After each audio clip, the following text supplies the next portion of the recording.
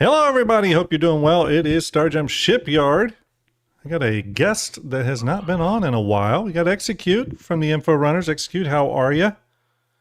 I'm recovering from the flu, but I'm getting there. Besides the 10 minutes we've talked before this show, it's been a while since we've talked. We've been sort of discussing on the back end. It's been a little weird in the Star Citizen universe right now. I think that there's a lot, obviously that we're coming off the high of that was DefenseCon, but I think just like the personalities, not just content creators, but people I know who play the game, everyone's just kind of like the energy level's down a little bit. You know what I mean? Yeah. Which isn't completely unexpected for this time of year, but it does feel a little bit lower than normal. You can clearly see they planned for Siege of Origin to kind of be here to try and lift those levels a little bit, and it just didn't land in time. Yeah. But I always thought, the lull periods had always been the most difficult time, and you can see, like last year, they tried to do that cargo event that went spectacularly. Yeah. And yes. And they were trying to do the same thing again this year, so they are well aware of those lull periods. But this was always going to be the worst one if it was empty, because it's essentially right before they're trying to get Squadron out the door. It's all hands on deck. There is not as much time for them to dedicate to Star Citizen. It was always going to be the worst. Yeah, I would assume this year's, and for them too. I mean, I'm sure it's starting to take shape now, but I think for a while this year too, they were just uncertain of when things were going to land. Hopefully by now, at least internally, you would hope that they've got some. Oh, look, he's got the STARJUMP shirt on. Look at that, represent. But yeah, no, kind of it's a weird year. It's a weird year for Star Citizen. There's some high highs, some low lows. DefenseCon was amazing, and they announced the Odin and all these big crazy things happening. The Squadron 42 invitation to Manchester, but then at the same time they've had 4.8 and they've had other like issues and down periods. So it's just one of those years where we just don't totally know what to expect. But it's great seeing everybody in chat. I hope you're doing well. Tonight we are going to talk about two things. Originally it was just going to be Minelaying and the Nautilus and Minelaying gameplay, and kind of discuss that a little bit openly for a bit. I don't have some like big presentation around it. It's just a subject that a lot of people have been pinging me on lately for some reason. And obviously I just got a whole PowerPoint in the background. Yeah, I started highlighting everything. But everyone knows I'm a big fan of the Nautilus, and specifically Minelaying, or what I hope I'm going to be a fan of. So I just thought we'd talk about it openly and just see where the conversation goes. But also they announced some the ship Showdown stuff for this year. So we will obviously be talking about that as well. This is Shipyard. We like to talk about ships. The bot is running, so you can use question and the bot will pick it up. So we'll get to questions as well. But yeah, so ship Showdown discussion tonight and Minelaying gameplay. So if you just came here for Minelaying, we are going to get to that, but we're going to get to ship Showdown first. I owe you an apology. Uh-oh. I left the bot on the other week, and they told me it wasn't working for you when you would use it. But you know what? Then I recommended a command to Pickles. I said, well, why don't you have a fucking timer on it so it just turns off? So I hit him up about that because it wasn't working for us for a couple nights, a couple streams, and he said it was because he was having some power outages. It may have just been you on the Friday night, but I wouldn't take offense because you guys were streaming first, so it was fun. Oh, you can get me back. No, it's just literally I forgot to type. I do it all the time. I forgot to type. Well, I probably did it last week. I don't forget to stop monitoring. Yeah, because I'm just so used to just closing it. So if you had I told him to make a command for timer, and he went, "Oh yeah, great idea." So he'll get around to that eventually. I always forget to stop it. So, but yes, everyone, couple of top of show announcements before we jump into our new two main topics tonight. Again, great to see everyone in chat. Going to switch over. Obviously, the STARJUMP Summit still coming very soon, September 12th, Saturday. For those of you coming, all I can tell you is things are really taking shape behind the scenes. Obviously, a lot's happening. Me and Art took a trip to the venue the other day, started to map out where panel discussions are going to happen, where contests are going to happen, all that kind of good stuff. It was very productive. How hard was it getting the jump seat in the car for Art? Well, hey, He's jumped in with both feet on this. I will have to say he's jumped in both feet. Right. I'm glad he is helping me plan this because otherwise it'd be impossible. It's too much to do. All the people that put on these big events, shout out to them because it is difficult, especially the swag bag items, which I'll scroll down here. Yeah, everyone knows that we're doing Holy this. Shit. Wow. Yeah, we're doing the STARJUMP swag bag. Everyone who bought a ticket will get one. It's I'm tempted to buy a ticket to get a swag bag. We're sold out. We're sold out. But for those coming, even those maybe coming that have not purchased a ticket, some special guests maybe. I have extras is where I'm going with this. How many tickets have you sold so far? I'm curious. So it's a little tricky. So on tickets sold, we sold 110 and we sold out. Nice. Which is cool at $50 a piece, which is great because that money pays for the venue. It pays for the swag stuff. Sweet. We had 32 donators who donated to the event, but that couldn't come. So everyone that donated over a certain amount got a swag bag as well, or they'll get one. There's one pulled from them. That'll be shipped to them. So we have 110 ticketed people. We have 10-ish VIPs confirmed so far, and we're going to have about another 10 STARJUMP strike team members who are essentially helping us get the event, built up and broken down at the end and stuff. So all total, I think we'll have about 125 people there. And what type of things are you doing on the night? Is it just a bar citizen meet and greet, or are you gonna do your panel thing with your arrows and PowerPoints again? Yeah, there's going to be a little bit of all that. So, and actually, that's a great segue because I'm going to be posting the schedule on the website very, very soon for those of you that are going. But yeah, it's actually the event itself is only 5 hours because that's what we booked the venue for. But it's going to be 5 hours that are jam packed. We've got. Literally every 30 minutes, there's a new thing happening. We're going to have a fleet viewer contest. We're going to have panel discussions. There's going to be a fleet viewer how it's made discussion. There's Dusty from Thrusters and Dust is going to do one of his behind the ship hangar doors episodes. So it's jam packed. The other cool thing about this place is it's got, and this is a coincidental number, 42 gaming PCs that are going to have Star Citizen installed on them. So if you want to play some Star Citizen, did you like my raid last week with the 42? Yes, I thought I did. I like that. I like that. Europa just gifted subs again. Europa, thank you very much. Salute to you. Gifted subs last stream. So I greatly appreciate that, Europa. Appreciate you. Good looking out. You're gonna do the double salute thing. I know. I gotta start. I can't getting back do to it. that. I gotta start getting. Well, that's why I made my thing, or I could just pop that up and say, "Boom, there you go, you got it." But I will say, those eyebrows are unnatural, though, bro. There's something wrong with those eyebrows. I don't know what it is. But it's like Poison Ivy of eyebrows. It's weird. Pop this up. Everyone's seen these. I've started posting these. We did get the challenge coins in. They look. I have to say, they look pretty sexy. They are a nice big coin. They got the STARJUMP. Well, one day soon I'll explain this. There's a whole meaning behind this related to the STARJUMP org, and on the back is the jump tunnel and all that kind of stuff. I'm liking the in front as blue in that. Yeah, you like that? That's how I brand. It's a little nod. It's an Easter egg. But another cool thing is we did get. What's that? You posted the prototype on Twitter. I did see that. Oh yes, that's true. Silver. Yeah. I did acquire some new sponsors, by the way. So there's some event sponsors. As you all know, I announced one of those last week. More are coming. Those sponsors are obviously helping out with raffle items, everyone's lanyard. So when you walk in the event, you're going to get your lanyard. Your lanyard will have a number on it. Every raffle we do, we're going to call a number. And if that's the number on your lanyard, you won.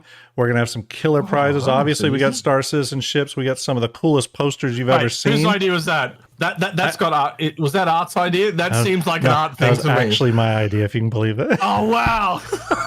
Other sponsors are coming out. We got cool things too. Like we got Stream Decks. This is the 15 key Elgato Stream Deck we're going to be giving away.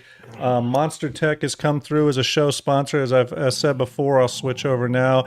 We're going to be giving away one of the Drake chairs that they make, which is super cool. We'll have that in attendance too, mounted up with some BKBs so everyone can try it if you haven't tried. I've never sat in one, so I'm excited to sit in one. So yes, things are happening. It's going to be really, really exciting. If you go to the the webpage, though, starjumpsummit.com. If you've already bought tickets, you can get all your info. There's going to be lots of cool stuff. I think Stratobrick printed out a bunch of 3D printed ships from Star Citizen. We're going to be raffling those away. We got all kinds of fun stuff. Trust me, there's a lot of cool surprises. So, yes, September 12th, those of you who are going, things are happening. It's getting really exciting. Keep an eye up on the website. I did see someone ask in chat, is it going to be streamed? That's the big question. I can go ahead and tell you now that yes, we are going to stream it. We're actually going to have 3 cameras set up at the venue, 2 on our 2 panel locations, because we have 2 sort of stages, quote unquote, in the venue that will host panels. And then we're going to have 1 in sort of the area where we're going to have a few booth tables and stuff set up. So during the day, we're going to be just sort of switching between those cameras randomly. There's not going to be anyone like hosting it or talking to camera. But if you just want to sort of watch the panels and see the vibe, we'll have the stream running. So there you go. And yeah. Because if I tried to do an event like that here, I'd probably get some random people off the street and a kookaburra and a kangaroo. That'd be it. Yeah, it's a good way to bring in new people to the game. But yes, I'm very excited, though. I'm very, very excited. What else? Oops, let me switch back here. Stand by, everybody. Last but not least, I did have a question. Last thing I'll say about the summit. I had someone hit me up the other day and asked me 2 questions, and I wanted to make sure I go ahead and answer those. There seemed to be some confusion about the swag bags. If you were actually going to get it after the fact, like mailed to you, if you're coming to the event, you will get it when you register your ticket at the event. So when you walk in the door and we scan your QR code, your swag bag will be handed to you. Okay.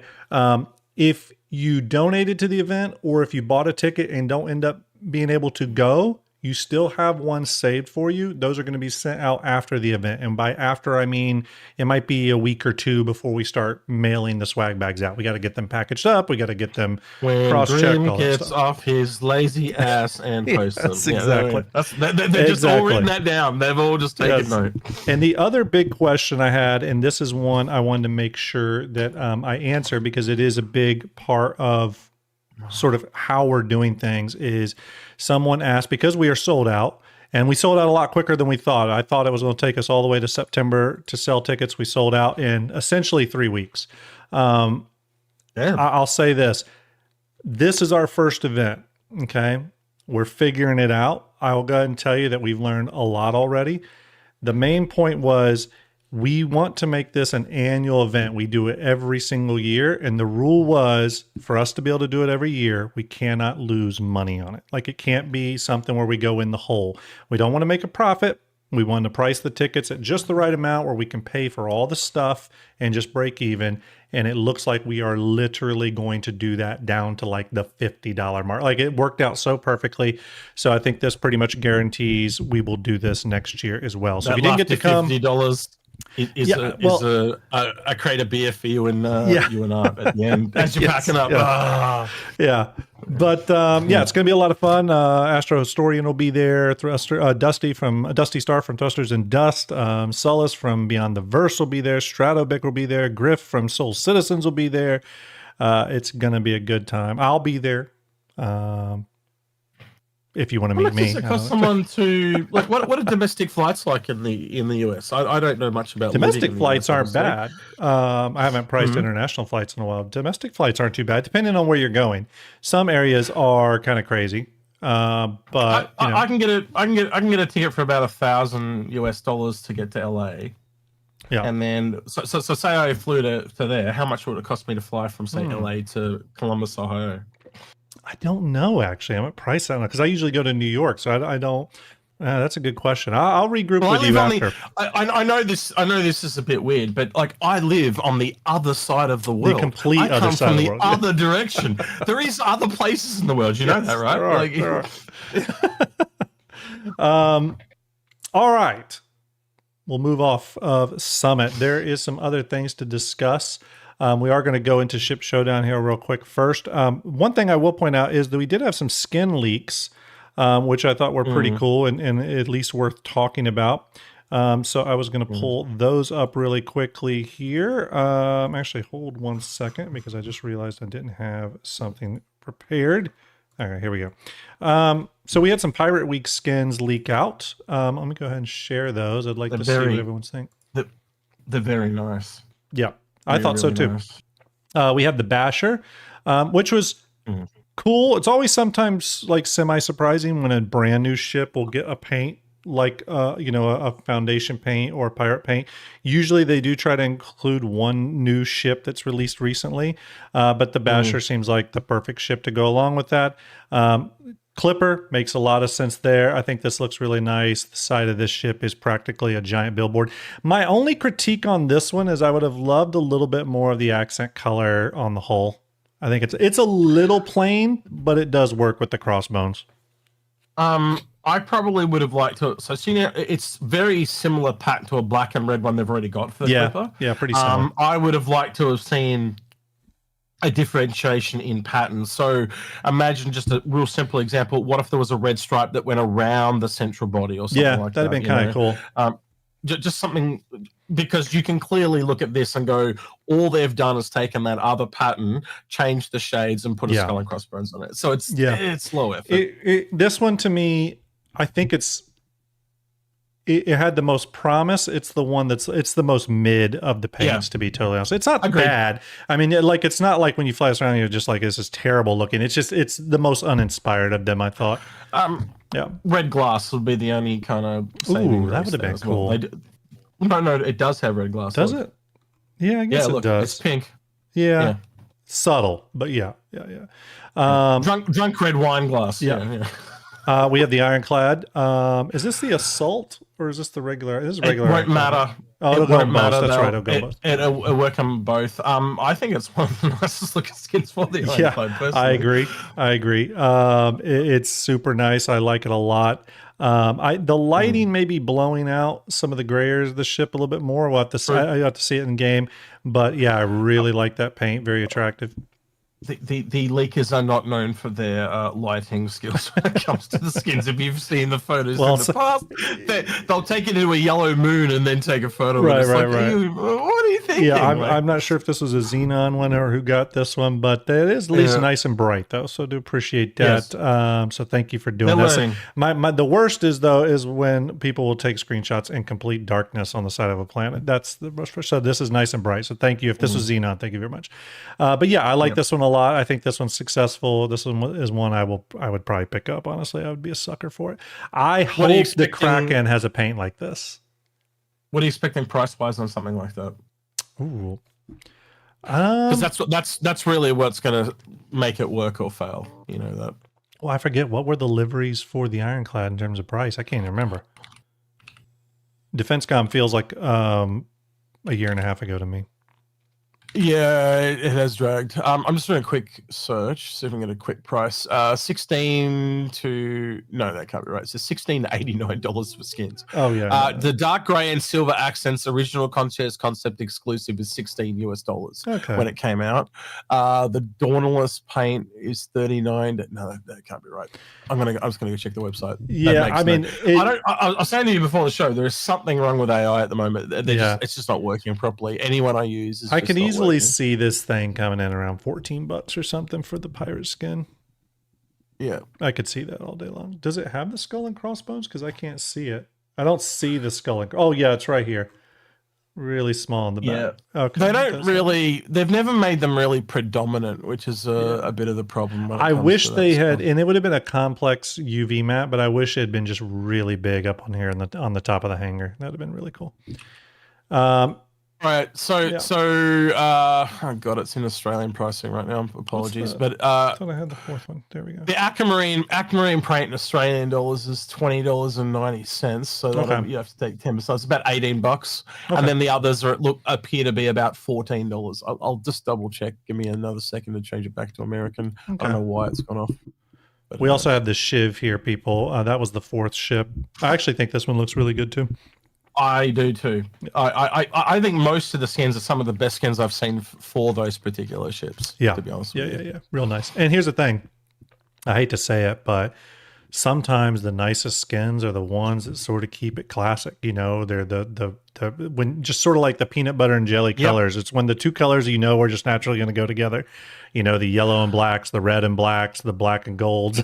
It's 100%, man. 100%. There's a reason. Well, again, it's pretty obvious, but I'm a big fan of black with a little bit of red. That's just how I am. Here's a question I want to grab from Juan Bellissimo, because I agree with you, Juan Bellissimo. He says, still not impressed why there are always one or two colors with no accent colors.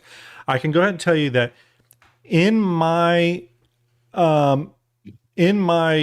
looking at ship files as much as I have, now there are cases where this is not the case, but generally ships have sort of three colors, right? Like a primary, a secondary, and then the tertiary. Yes. But the tertiary always seems to be like black or silver or like gray. Like it's never like a color. It's always like sort of like one of those. And it's so generally like two colors. But I hear what you're saying. Like generally when I think what you're sort of referring to, like Juan Bellissimo, is stuff like the Dying Light paint or the supplier dye paint, or even like the Best in Show paint that had the swirls to it, like something kind of interesting. And this doesn't really have that. I have a weird insight here. My mum used to renovate a lot of houses and flip them. It was like her thing for a while. And one of the things she learned is like how to paint kitchens and bathrooms and rooms to appeal to more people. So there's a particular set of color palettes that is just more generalistic, like black, white, silver, and brown. Those color palettes are just more generalistically appealing, like almost neutered and like if I've seen people buy houses and they paint them purple for fuck's sake, and then wonder why they can't sell them. It's the same type of thing. So you can clearly look at what CIG are doing. They are trying for more mass appeal. Right. They're not going too out there, right? Yeah. Unless it's something like an alien skin. That seems to be where they really stretch their legs. Yeah, I agree. I mean, I also going back to your comment about some of these paints being the best ones for these ships. I actually think this is the best basher paint. Yeah, agreed. Funny enough, I was a little underwhelmed with not a little. I was a lot underwhelmed with the basher paints when these came out, and it's nice. I want to show off. I'm going to show off a poster that's going to be highlight if you're going to put a crane on a ship, literally highlight the crane, and that's what this skin does. Yeah, so, and it goes up there with the kind of fire engine red. So I kind of like that. Yeah, I am going to show a poster that we're going to be giving away at STARJUMP Summit. And this is a big physical poster, like a full-size poster, okay? I'm going to be showing it off. And while you're pulling that up, those ironclad skins were $14 and $19, respectively. Okay. So that's roughly where the other ones fell. I'd be expecting it to be falling, hopefully not too far outside those ranges. Yeah, for sure. For sure. Okay, actually, let me find this, everyone. Bear with me. The reason I want to show this, though, is it shows you what they could have done. Where is it? I have it somewhere here. Where did I put this damn thing? I have it somewhere. Bear with me. I feel like he's lying to me. I'm building it up now. It's going to come up. Or a leg cramp. What's that? That or a leg cramp. Yes. Okay, here we go. I might have it now. That was a reference to you because you had the bad leg, but anyway. That's true. I am hobbling around. I think even Art made a joke about it when we were at the venue. He made a joke about my hobbling about. Okay, do I have it? We'll get you walking of fame for the day. I don't have it, but you know what? I do have it. So let me pull it up here. I do have it. It's worth it. I'm going to bring it up because it is worth it. Okay, where is it? This is a VMXEO special. Okay, so VMXEO special. I got to find it, everybody. Got to find it. Let me search here. Question. Okay, here it is. I found it. Okay, so I've lost your video feed, by the way. Yeah. Sorry, I had to shrink something up. Okay, let me bring this up. This is a really sexy paint. And this is from VMXEO. Again, this is a poster we're going to give away at the summit. But let me bring it up here. Yeah, I was going to say, it looks just like that Basher one we looked at. I know it takes a second. It's a big boy. It's a big file. Okay, here it is. I'm about chat, but I'm starting to think this is a lie. All right, here it is. Oops. Let me zoom down.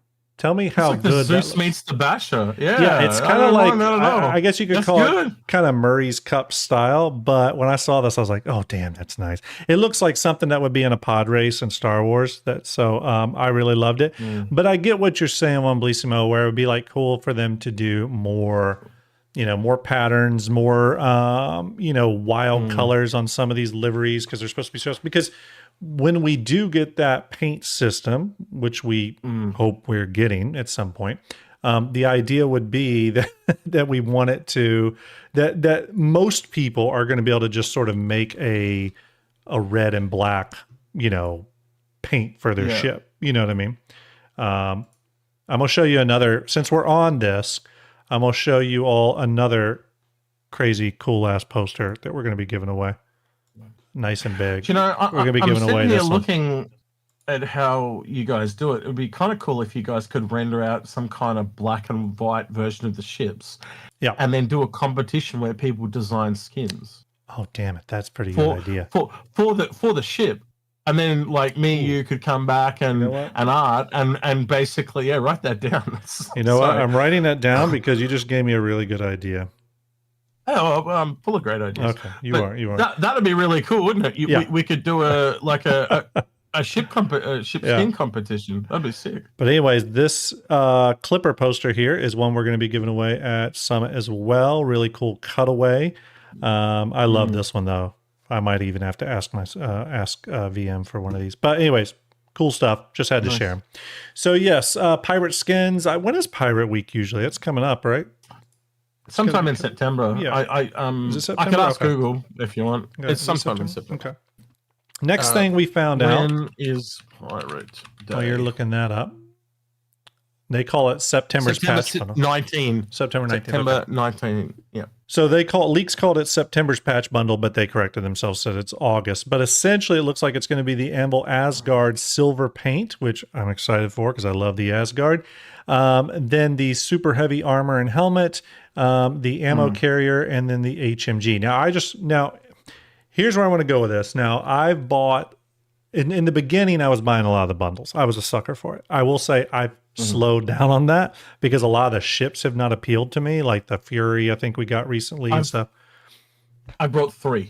You bought 3. So you've exercised some control. You've exercised control. Yeah. But I got to say, this is one I will buy. I hate to say it. It's got one of my favorite ships, really cool armor set and stuff.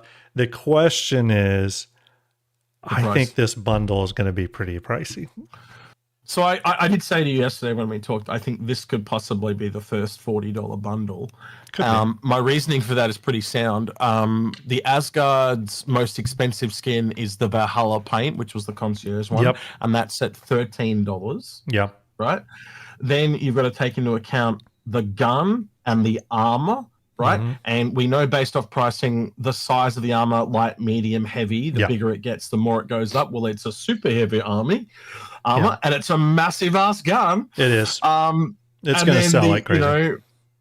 So it also has a massive backpack in it as well. So all these pieces combined are the biggest things we've ever seen.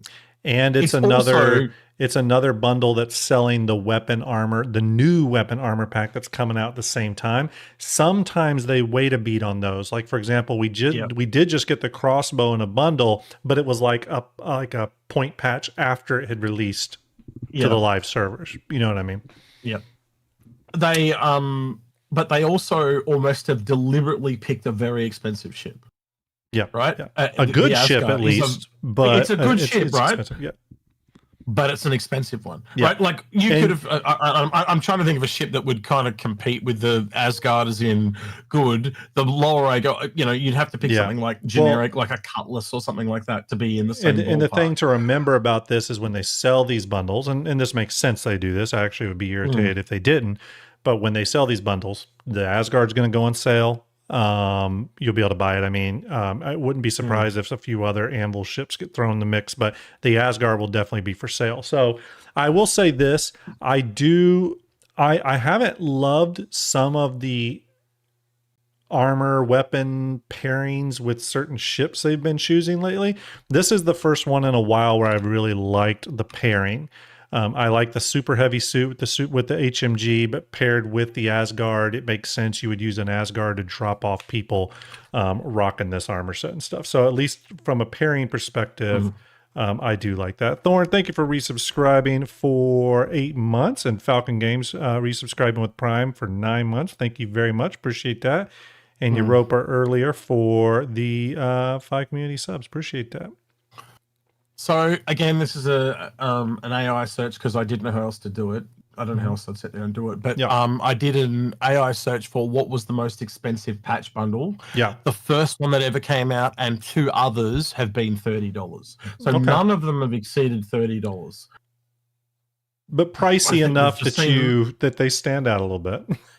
If that's $30, I think a lot of people will buy it. I'm just going to say that right now. At $30, considering the skin is a third for the ship, is more, almost half of that. You're getting a pretty. I'm going to be honest. The main reason I'm buying it is I just want to have access to the armor straight, hitting the ground running. Yeah. I don't like having to go out and grind events if I don't enjoy them. If the event is crap, right, I don't go grind it. But if you can get that doing Siege of Origin, then maybe you could look at passing it. Yeah. Actually, a couple questions here. VG says, and this is a good question. VG says, could the super heavy armor patch bundle be signaling the release of suit lockers? I know. I think this thing may be too big for a suit locker. Don't know. Yeah, no. To be honest, I was listening to a Space Tomato video, and he's kind of right. We've got Starcloth coming. Yeah. And if they're going to have all those stats coming in with those armors, suit lockers just need to work.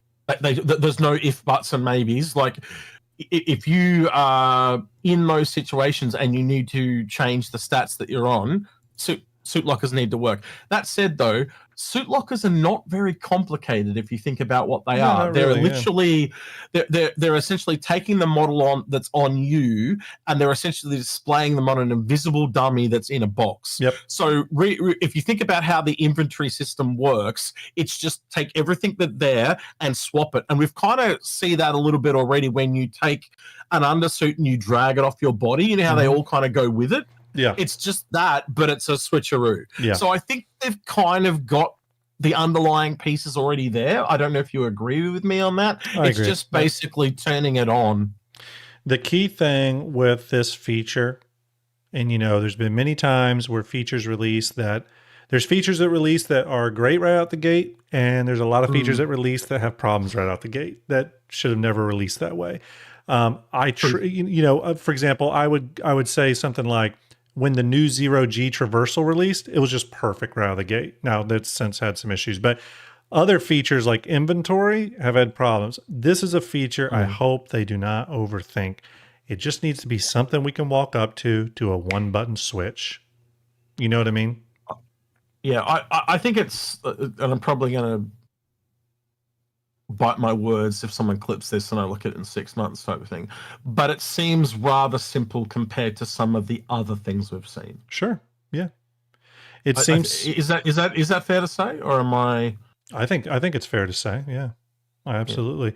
Yeah. And I think of this stuff too is having future hooks into things like the maglock system, where we're going to be able to sell armors off of our ships and all that kind of stuff, way to display them. Essentially, it's exactly what you said. It's that invisible mannequin sort of thing. You know what I mean?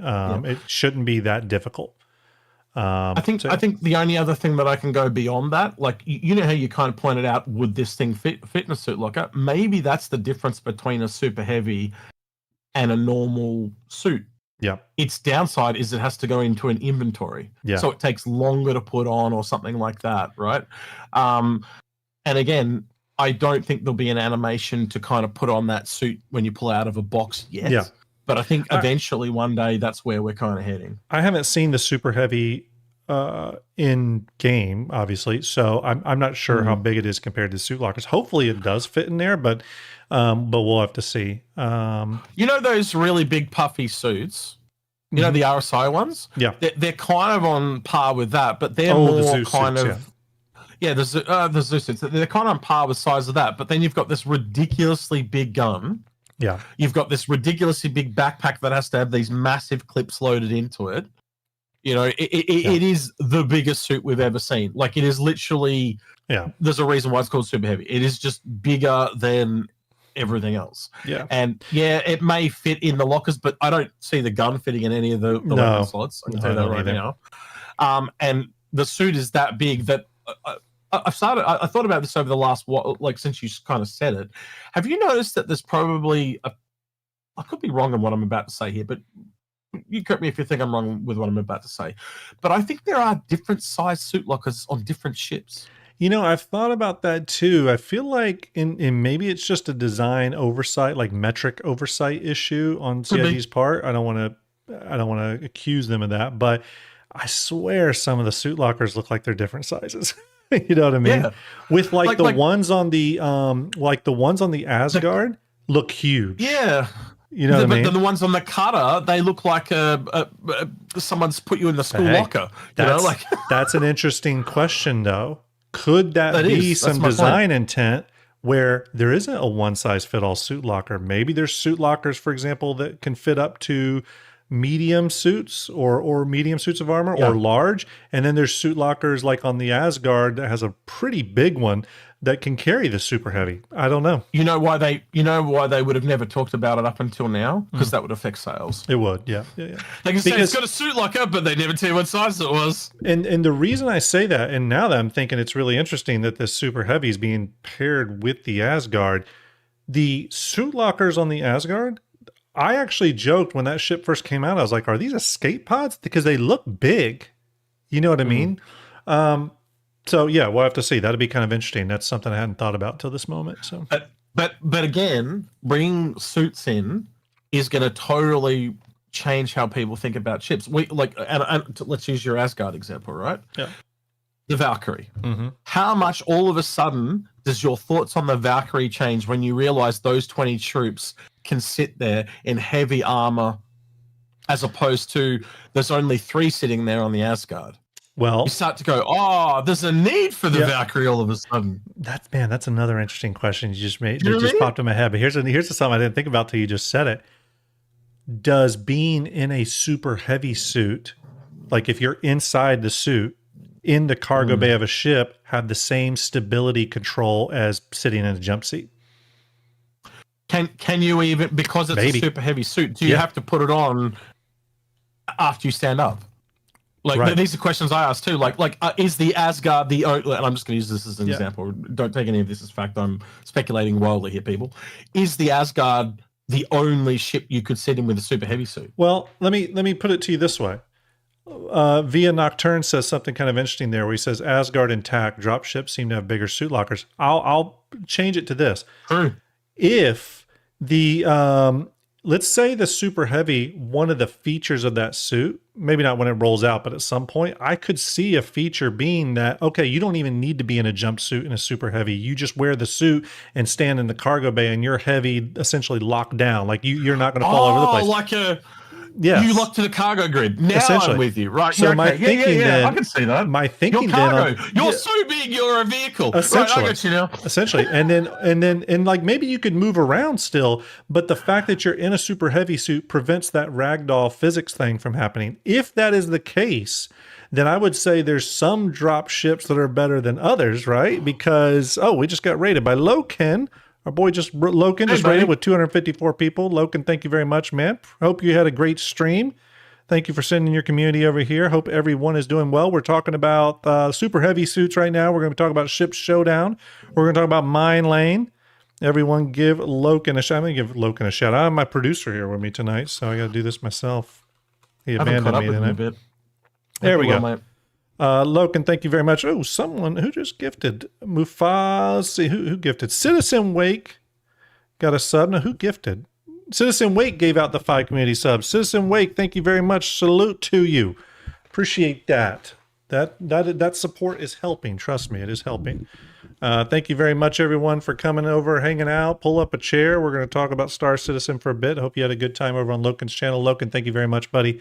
Appreciate you. I will repay the favor. I'll repair the favor. But yeah, if that's the case, though, right? Like if the super heavies are something that you can wear and not ragdoll all over the place when the ship is flying through the atmosphere and stuff, then you start to look at, okay, do I want to take something like the Asgard, or do I want to take something like the TAC? Because the TAC has jump seats, so you would probably need the super heavies to be in the back cargo. But you get what I'm saying? Like I doubt those super heavies aren't going to be able to fit in those jump seats on the spinal mount. You know what I mean? That drop out and open up.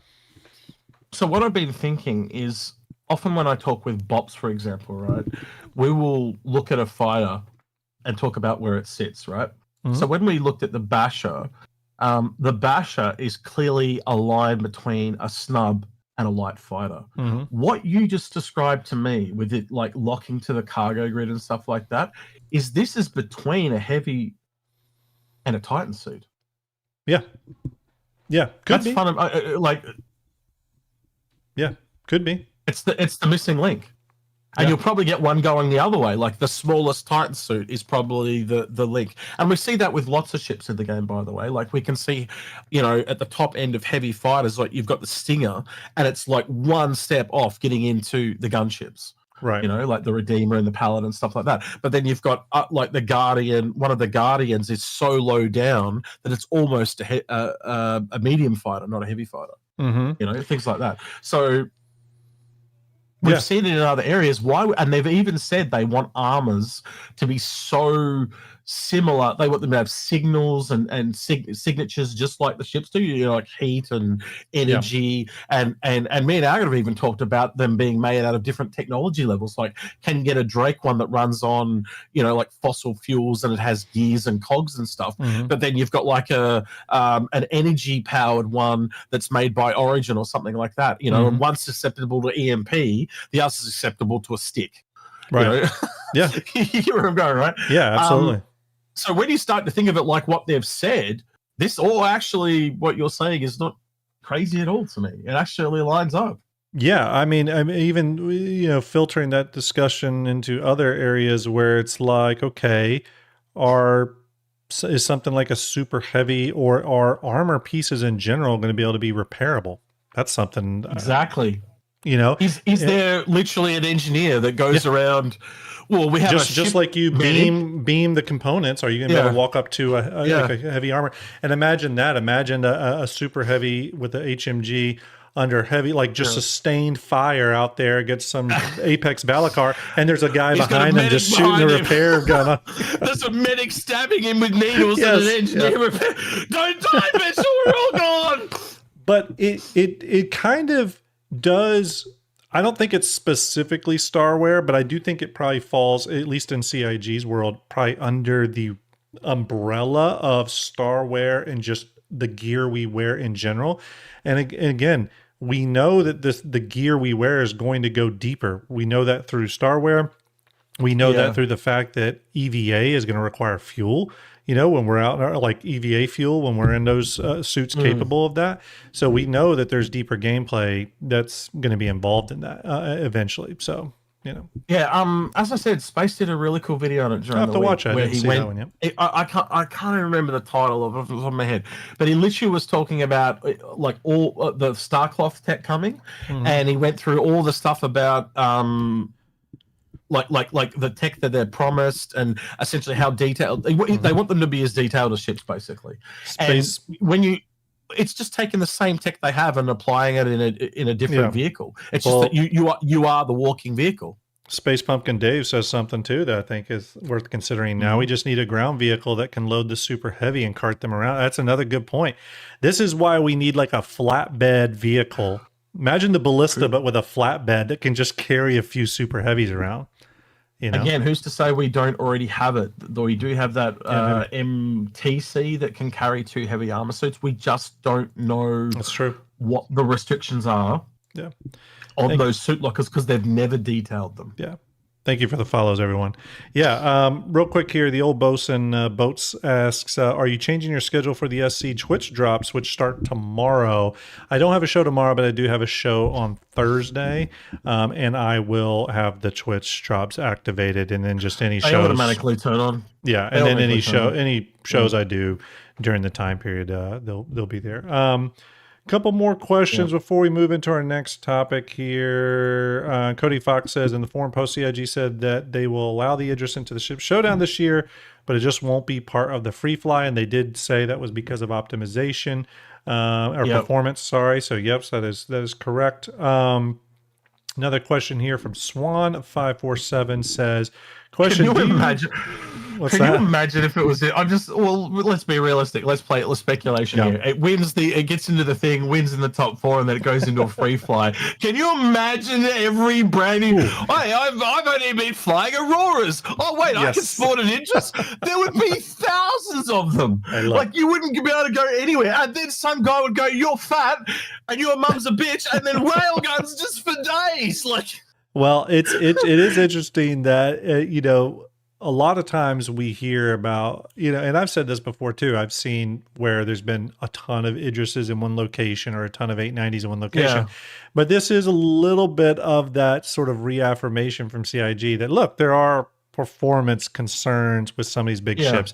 That is why, and I'll bring up a ship that I always try to bring up at least 50 times during a stream, but in one of the Kraken's recent PU monthly reports, that's why it was so nice to hear them bring up so early in the ship's development that they are laser focused on the ship's performance, like its optimization. Yeah, well, after what the Idris was like, I don't blame them. Yeah. And and hopefully that doesn't mean any like hard sacrifices, but I do like that they are thinking about that with the Kraken at this early stage and any large ship.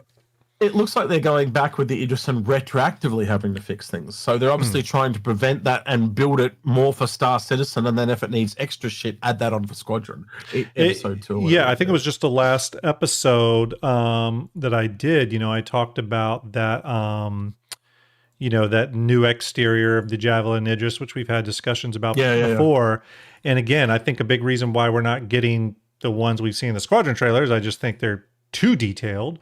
Probably for the PU, they obviously have performance on the mind, but I would hope at some point that they do turn their attention back to the Idris's exterior and at least try to make a performant version of this new exterior, which you see here. You know what I mean? Agreed. Maybe it has a little bit less detail in certain areas. I don't know, but I would like it to give that attention because the Idris really does need some work on its exterior. I've said this before. Well, you know how they basically said they weren't going to release the Idris until after Squadron because they wanted it to be a surprise. Well, maybe that was the compromise they made internally. We'll release the old version now, and then when Squadron comes out, we'll update it. Yeah. Real quick. Let's sling over to, obviously, Ship Showdown starting today, July 28th through August 14th is sort of that community call thing where you can bake a cake in the shape of a Valkyrie or whatever it is you want to do to try to get your ship of choice added to the board. The live showdown will be August 18th through September 2nd, with a winner being crowned on the 2nd. So we should have done an MS Paint stream and shown people how to make art. You should have. So everyone can submit. No, we can all do that. It's pretty easy. Just take a photo and go in and color grade it and change it and then just upload it. It doesn't matter if it's crayon. They can't tell you are not an artist. Just do it. Put a giant smiley face over the Polaris and you're done. That's a good ship. And if they laugh at you, say, I love my Polaris, bitch. And that's it. That's all you got to do. Or whatever ship you're voting for. Take your pick, right? But I really think when they do this, they cut a lot of people out from nerves, and we get some really weird ships going into that vote. Hey, look, this is one of the most controversial events of the entire year. Half the ships, like there's a reason why when me and Agra did an episode, don't know if you've seen it or not, whoever's watching, we went our picks for the ship show. We only did 8 because usually half of them are just superfluous and they die in the first vote because they're cannon fodder. They were really silly choices that should never have made it. And the only reason they're there is because the people that do art put them there. I feel like CIG at least has I don't think they know the exact winner, but I think they have a good idea of what's going to sort of make it to the end, you know. Now, and that's why they like it when we stuff with their vote, which we're going to do again. Well, just like last year, there are the Ship Showdown divisions, and I see Griffin Gaming in chat. Hope you're well, Griffin. But we have the Ship Showdown divisions, obviously Freighter, which is transport vehicles or ships, Road Warrior, which is ground vehicles, Pathfinder, which is exploration, Underdog, which is the little ones, so smaller ships, Heavy Duty, which is industrial, Run and Gun, which is combat, Eclectic Exotic, which is alien, and Big Hitters, which is warships, probably bigger ships. So did they remove racing? Did they? Yep. Or was it in there? Yeah, no, they removed it. Although why? You could probably every other year it was instantly voted out. That's why. I do want to say, I do want to ask, are you going to be pushing the 85X? Because I think it's a discussion as a community I always like to have.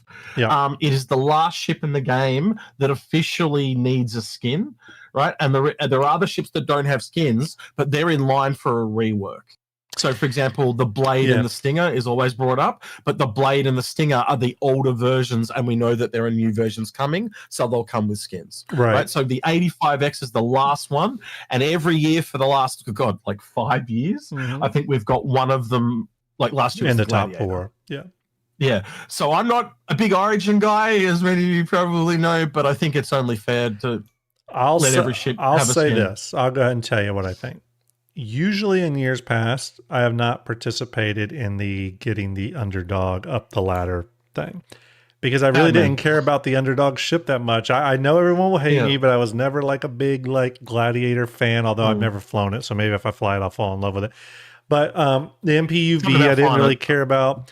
I have to say, though, I've always, even since I first came into the game, thought the 85X was a sexy ship. It does need some paints, damn it. So yes, I'm going to champion the 85X up the ladder. I've had a lot of Origin owners tell me that. I think the person that really convinced me, besides Pisspoor Pete yelling at me, and then, do you know what he did last week? He goes, "Oh, it's not going to win."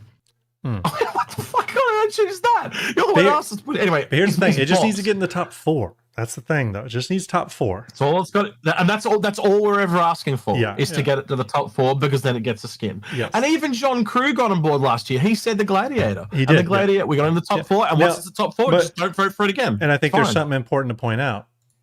In this graphic, what is the ship right here? that is the 85X right there. So they included the 85X in the key art graphic, which I think is important.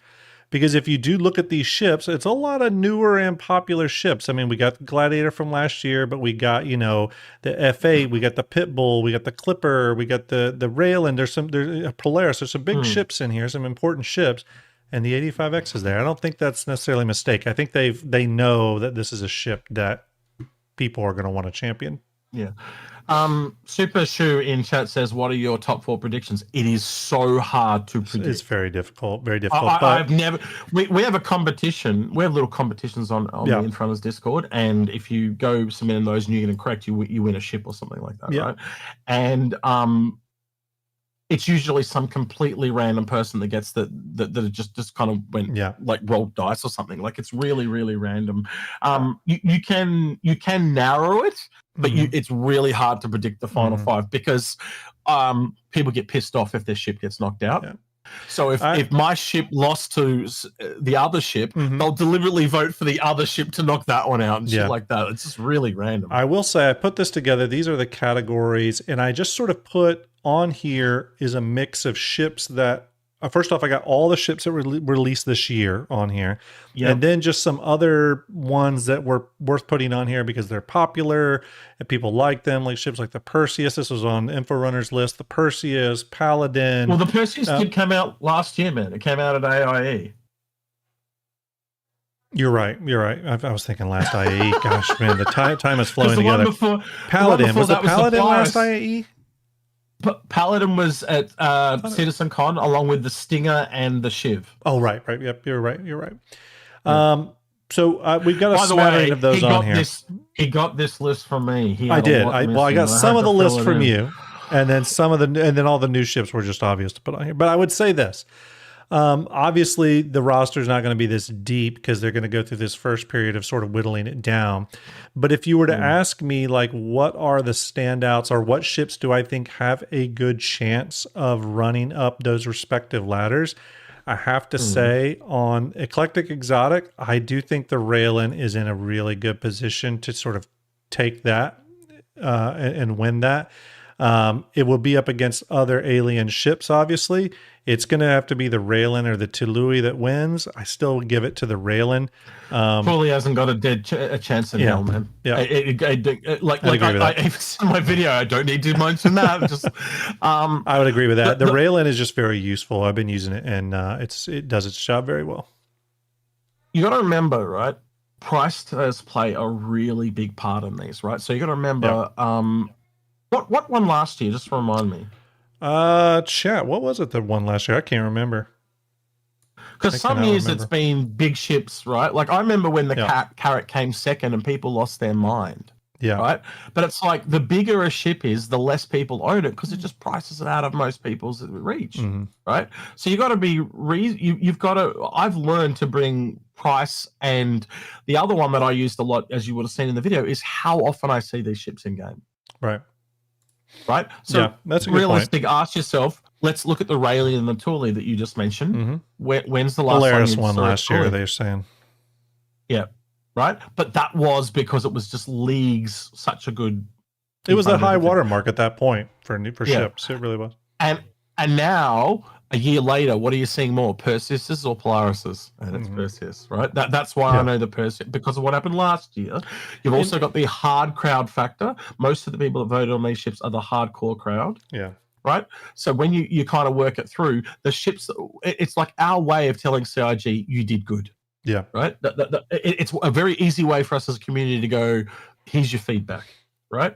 Yeah. And I can tell you now, the Raylan will give good feedback, but the Tuli, I never see them in game. I just never see them. Yeah, I agree.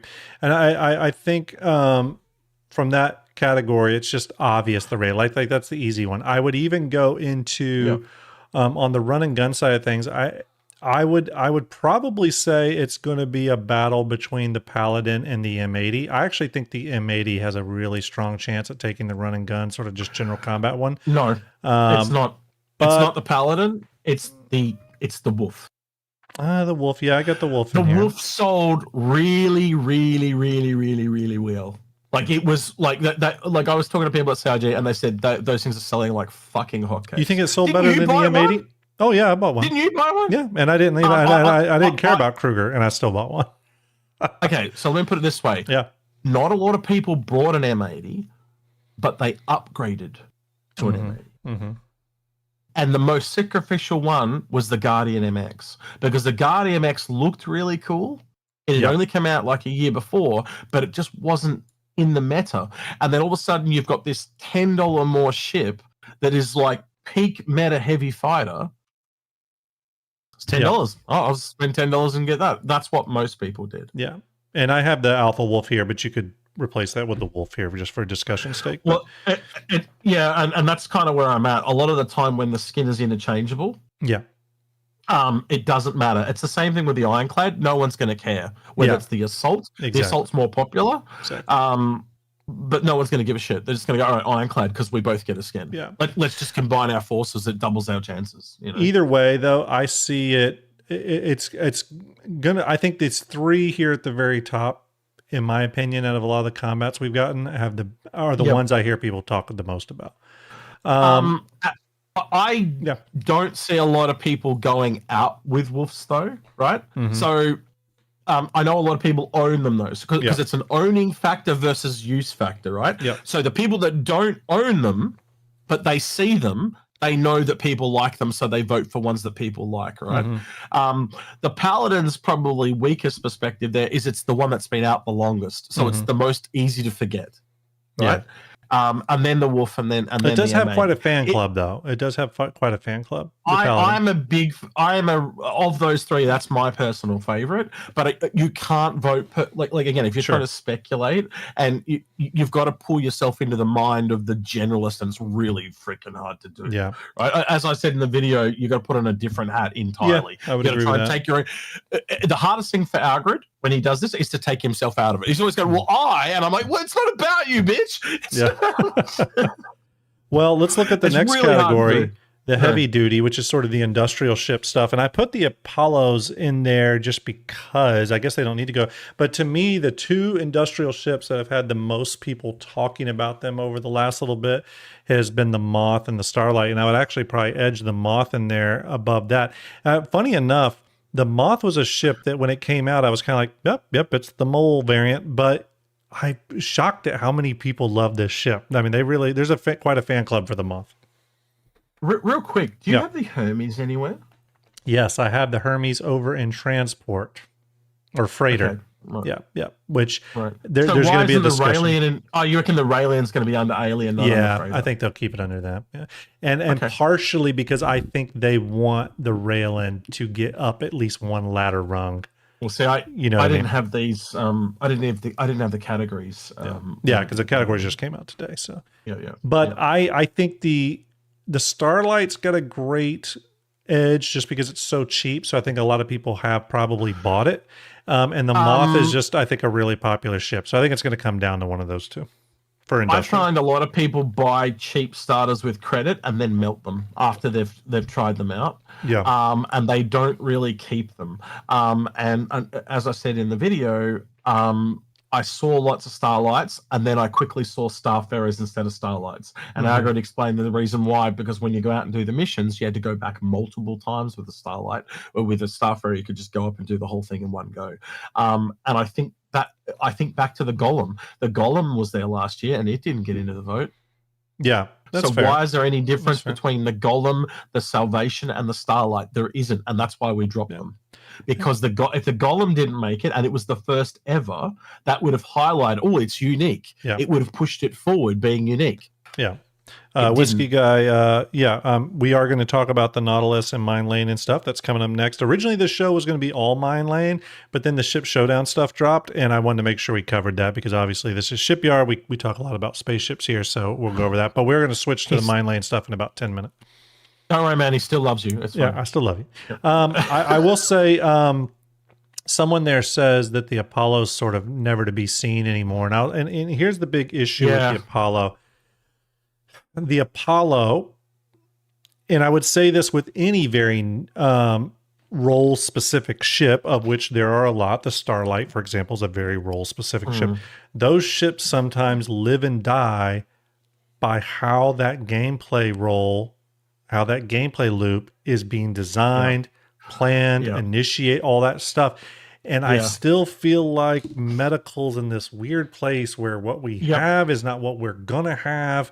And it's not truly represented. I don't totally know if CIG has the full picture of what it's going to be because we don't know how much friction it's going to cost. So the Apollo is one of those ships that there's a lot of people that can look at the Apollo and say, man, it's a nice ship. It's nice to fly. It's nice interior, nice exterior. Love the medical rooms. But I don't know what to do with this yet. And I'm not sure what I'm going to do with it in the future. You know what I mean? I think one other thing that is really important for me personally when I look, because obviously you and I look at a lot of ships. You tell me if you think I'm wrong here, but this is one of the few ships where it grew and I didn't want it to. Right? It essentially went from a medium ship to a large, and that's probably not as punishing as it used to be, but it does make the ship slower. It probably makes it stronger. It costs more to run, et cetera, et cetera. There are advantages and disadvantages there. And I personally wanted the more quick little kind of sporty ambulance. Yeah.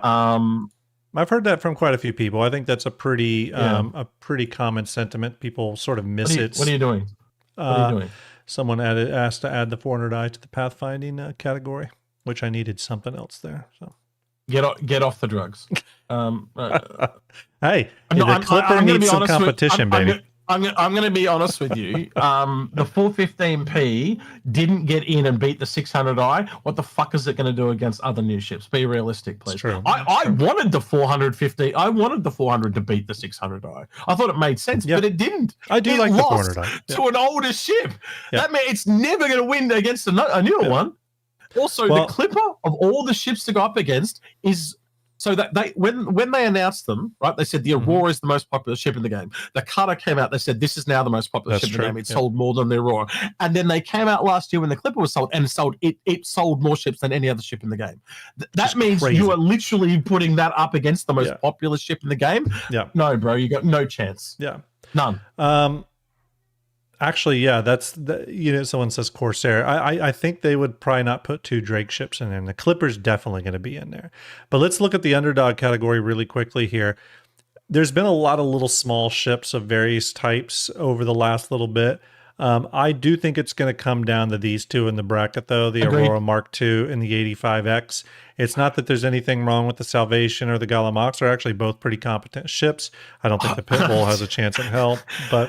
If the 85X loses, it's because the Aurora is so bloody good. The Aurora is like really my favorite ship of the last 12 months. It is just so perfectly designed as a starter ship. It has set the bar for every other starter to reach. And it's a very high bar compared to the rest of CIG's ships. And the fact that it's a modular starter is new and exciting. That's like another part of it that's kind of like different. You know what I mean? Absolutely. Not that they couldn't take some of those other advanced starters and make them modular, but I'm very tempted. If Origin owners don't behave, I will just vote for the Aurora. So just be on your best behavior, Origin owners, or you won't get what you want. Yeah. But I think it's going to come down to these two. I think if there's enough of a rally behind it, the 85X has a chance. But I will say the 85X has quite a fight up on its hands. The Aurora is just a very solid ship. The way to look at it, right, if you're trying to be realistic, is the 85X has 0 skins. The Aurora just came out. It's got a bunch of skins that came with it. It's been given a couple for events already. You can't tell me that they can't make a skin for that thing at the drop of a hat, right? 85X, it needs the love, right? And as I said when we did the video, the community has surprisingly done the right thing, right? And you might not own an 85X, isn't it nice to know that every ship in the game has a skin? It is a kind of... that's the last one. It's just the last one. That's always the tricky thing with these divisions is it means that one of those two is not going to make it because it's going to get eliminated right from the get-go. So Pathfinder, we won't spend too much time on this, but I think the Clippers got a really strong chance. Like you said, it sold really well. Do I see them all over the place? No, but I do hear a lot of people having like a fondness for this ship. That is a discussion I hear quite a bit.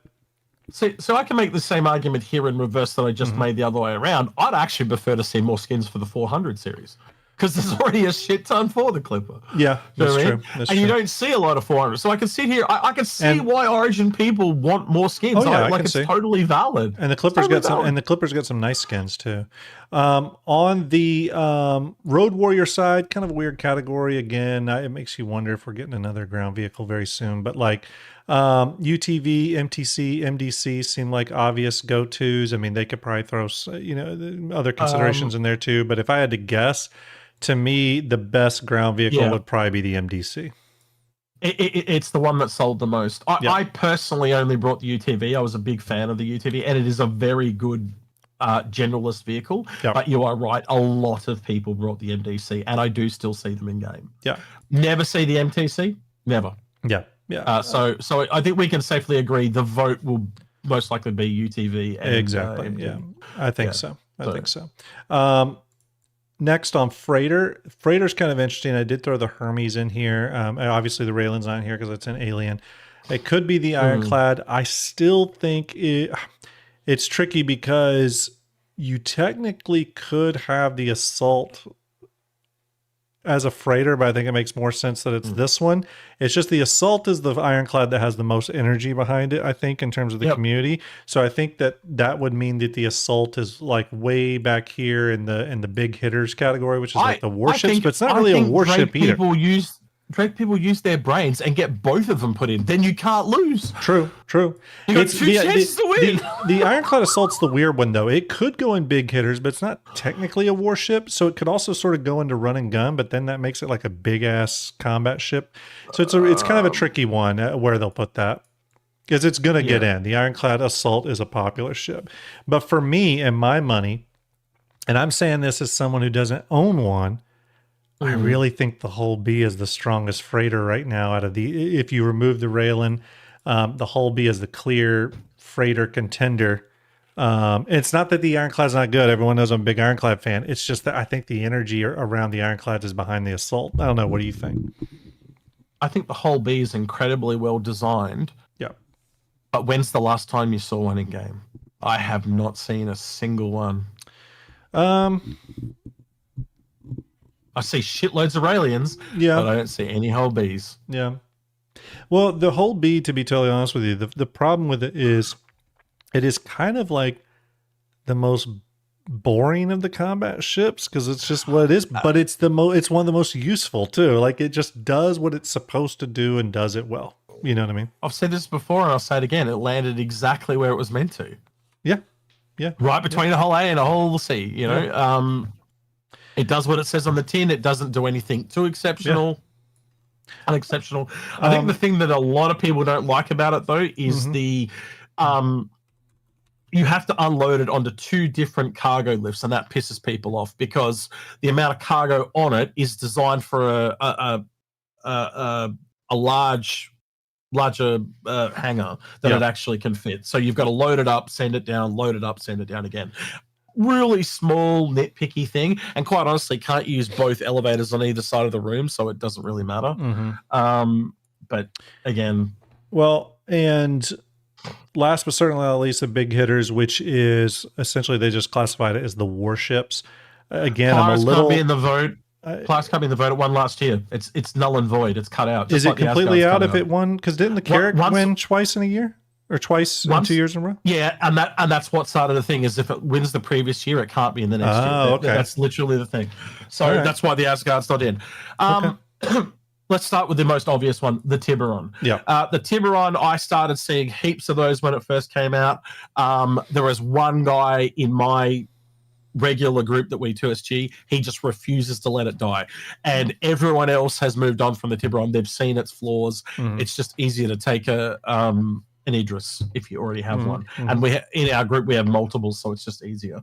But he rides it on his own, and there's a couple of fighters that keep him alive. I feel pretty much the same. I think it's a cool ship, interesting ship. I actually do own one, but I don't think it has the energy behind it anymore to rise up the ladder. So I'm going to move that one off.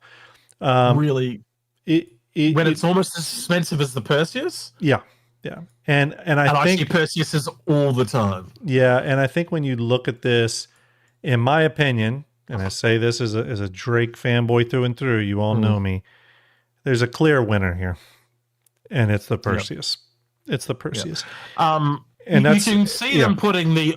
You know what I said? Put both up for the vote, right? When it comes to the Ironclad. If I was an Ironclad owner, I wouldn't even be trying. You can try, right? But if you put the Ironclad Assault up against the Perseus, I think it's going to lose. It's going to lose. So you really want to put the Ironclad up because it will get to the top 4 at the very least, right? And if you're talking pure numbers and math here, I'm not saying I disagree, but that if it came down to the first vote, is Assault and Perseus, the fucking Perseus, but it's dead. And here's what I would say. I think the Ironclad Assault is an amazing ship.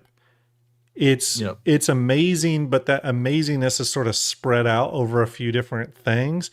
The Perseus does have a single-mindedness, though, that it does exceptionally well. And I do think the way that the Ironclads launched soured them a little bit for a lot of people, unfortunately. Agard said the same thing. Yeah. I think if they had not launched that way, I think the Ironclad would be like, and again, I think of the Ironclad as a top-tier ship right now, but I think for the general community, it went just one notch down because of the way it launched. Yeah, it's recovered in the recent patch, It but we're has. also in a lull period. So have people got the message? That's what it is. Has people Yeah. got the message it's been fixed? Have they been out and being willing to able to try it? And if they've been out and willing to try it and go, okay, this is fixed, it's good now. Yeah. Then maybe it'll round that corner and get back in. Yeah. But as I said, you put it up against the Percy, it's dead as a dodo. Yeah. Right. G-Cubed, so you've got to, as yeah. ironclad people, you've got to make sure the ironclad gets up, because it's dead as a dodo if it goes up against that thing, which means you'll get no skin at all. G-Cube says the Carrick won in 2950 and 2952. Okay, so there's a year skip there. And G-Cube says the Asgard has not won. I did think the Asgard got in the top 4, though, right? Didn't it get in the top 4? That's what I meant. If it gets a skin at all, sorry, to clarify, he is right. I'm clarifying. I'm sorry, apologies. If it gets any version of a skin, it is ineligible the following year. Okay, gotcha. So there are 4 of them that will not be eligible this year, which are the ones that were last year, which was what we had: the Polaris, we had the Gladiator, we had the Zeus, and I'm forgetting the last one. Was it Corsair? No, that was the year before. Gold skin. Someone in chat will yell at me. Yeah. Chat fired up. Baratanis, high class trash or high class line trash, purple orchid queen, and Lieutenant Dan. Thank you for the follows. It was the Asgard. The Asgard got the last gold skin. Oh, yeah. Right. Yes. Okay, cool. So there we go, everyone. It's Ship Showdown. It is again. It is a controversial thing in Star Citizen, but it is at least. And you've heard me and Execute and others say this in the past too, in relation to the silhouette videos and stuff. The one cool thing about the Ship Showdown is it gives us something to talk about in these lull periods. So it's good. Ultimately, a good thing. Lieutenant Dan, thank you for subscribing, buddy. Appreciate it. Salute to you. Thank you very much. I want to talk about one more thing. Yes. And it's highly speculatory. Okay. Right? Highly speculatory. Bit of fun.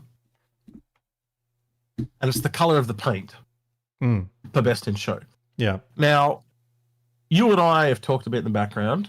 We know that they promised an industrial. Yeah. Another industrial alien ship besides the Raelian. They did say that, right? Mm-hmm. Now, that is not the Thule. The Thule is not industrial, not by a pink fit. If they've classified that as industrial, they've got rocks in their head. Yeah. Right? So that means that more than likely, what I'm suspecting and what we generally get around October towards November in that time period is we do that time of year get a medium ship. So if you think about the ships I'm talking about, we got MSRs, we got the Spirits, we got the Stingers, things like that. You tend to get the Paladin, things like that. We get a medium kind of, some of those that I've mentioned are largest, but you get my point, right? Yep. We get those ships around that time period, right? So if they've already done a Raelian and we had a Saulian, you see where I'm going here, right? There's a ship there that could be it. That could be our industrial medium ship. Yeah. What color are we? Like, they did purple that year. That really we got that really cool purple Saulian. But I don't think that means that they will be running the event. And I think the only other person that I can probably rule out would be Drake, because they had the whole defense con. Yeah. So if you got any other theories that you could lead into that best guess, right? We're not going to nail it down to who it's going to be, but who can we hone it into to be for those the best chance for getting the skin, if you get my point. Yeah. It'll be good to whittle this down over the next couple episodes as it starts to take shape too. You're asking for predictions. Yeah. Oh man. I don't know. Do you have any that we can start to whittle it down? Because I'd rule out Aegis, because they said, like, think about they listed manufacturers at the end of the last year, right? Yeah. And most of those manufacturers have come out. The only other one I can think of is Kruger with the Stingray. But from what Tris showed me and you in the files, I would say the Stingray is possibly coming this month. I think it's possible. Yep, I think it's very possible. If it doesn't come this month, then I think it puts it back up to contention. Yeah. Misk maybe. Well, true. Expanse. I'll give you that. Yeah, Expanse. That's on the cards. What else do we have possibly on the cards? We know, it's very possible. I mean, we've gotten a lot of RSI. It's still possible we could get more because we know big RSI ships are still being made. Agreed. Galaxy. We've long since talked about the Consolidated Outland and the Mustangs getting redone. And from that and from other stuff that Consolidated Outland is doing, like the Forge and Pioneer work, it's possible we could get something unexpected from Consolidated Outland, something that maybe is in a different category, maybe the combat ship or whatever. I mean, I don't know what CIG's plans are for Consolidated. So it's a little open. It's a little tricky right now, to be totally honest with you. It's tricky. Yeah, I think thinking about what we're looking at, we've kind of run out of profession starters too. If you kind of look at it, we've got the mining, we've got the salvager, we've got the starlight and stuff like that. Yep. So we're probably looking at another either generic or a new gameplay. And the only other one I keep coming back to that I've been coming to all year is refining. Yeah, expanse. So could we be getting an alien refinery and the expanse, and then something under the expanse? And how nice would it? I mean, the expanse and the starlight are such a nice little package from the same. I could totally see that bundle coming. By the way, the refuel and refining bundle. So yeah, absolutely. And I think beyond that, we're waiting on more. We're waiting on more gameplay loops. Now they can always fall back on their generalist thing, like the Clipper, which has got the crafting machine in it, this, that, and the other. So they could always lean into that. That we were promised another generalist. We were with the Auxilla. And that's not it. That's not there's that one, but we were also promised a new one, and that's not here either. Yeah. So you're right, bang on the money. I totally forgot about that. Actually, you really good spotting. Yeah. And if the Clipper is as popular as you say, and CIG says, one would think part of that popularity is due to its role, this generalist role. At least some people, that's probably the attractive part of it. So you would think there's more coming, and because we don't have another generalist ship, right? Is that the only one labeled that way? It's the only one labeled that way. They did say it would be more people generalists, though. Okay. So my brain goes to like a Connie-sized ship. Mm-hmm. And when I did that and I started thinking of generalists and variants, I actually keep coming back to the 400 series. Yeah. Yeah. And you and I have talked about that at length, and as has Algren and I. Yeah. I don't know. We might see that. We might see something completely new. Sure. The oft rumored Connie reworks, or whether that's going to be some sort of Connie Mark 7 or whatever they call it. I mean, who knows? I think if we don't get some kind of really cool rework ship around when they start talking about Squadron in October, I will be mega, mega, mega surprised. Yeah. And what is the most iconic ship in the game? Yeah. It's the Connie. Yeah. It would be the ideal time to release that. They did the Aurora. That was the test bed. Think about 6 months later, if they'd worked on it both at the same time, we test it all here, see it's all working. Mm-hmm. And how do you drum up hype? A really mega, amazing, popular ship. Yeah. It's one of the most popular ships in the entire game. Yeah. And you basically give it a complete rework. Yeah. Hype for days. All right. For the sake of time, we're going to move on, everybody. We're going to move on. I know everyone's been wanting to talk. It's all good. It's all good. We're talking about Ship Showdown because Ship Showdown's a big deal. It's one of the major tentpole things through the year. So for those of you that came in from the Minelaying, of course, we were going to talk about Ship Showdown. It's just a very important thing to talk about. It focuses on the ships, and sometimes, in the past has been sort of a controversial thing. So it's always worth talking about. But we are going to move over to sort of the discussion for tonight. Oh, I did want to point out something. Was it Mordov on my channel? Pointed out this tool. I always like to point out new tools for everyone that you might be interested in. I'm posting this one in chat. It's SC Dressing Room. It's the first time I had seen this. Really cool. It allows you to, I just posted the links in chat, but you can check out your character. You can choose, any type of undersuits and all the gear and stuff and see it. And then it shows you where to get it, links to the wiki page and all that cool stuff. So yeah, go check it out. Mr. Cosplay Guy was the person that created it, as you all know. That's cool. Yeah, it's just I like supporting really cool tools. So go check this out, and if they have a way to support them or whatever, it looks like they do have a way to tip. So tip them. These tools are a pain in the ass sometimes to create and keep updated. So yeah, finally a way to try before you buy type of thing. Exactly. There you go. There you go. I haven't explored it a lot, to be totally honest with you, but again, he has got everything in there, and it's just a really cool way of playing with things. And put the aerial armor sets on there, and then you can adjust the wear and tear, which is really cool, with a slider, which I love.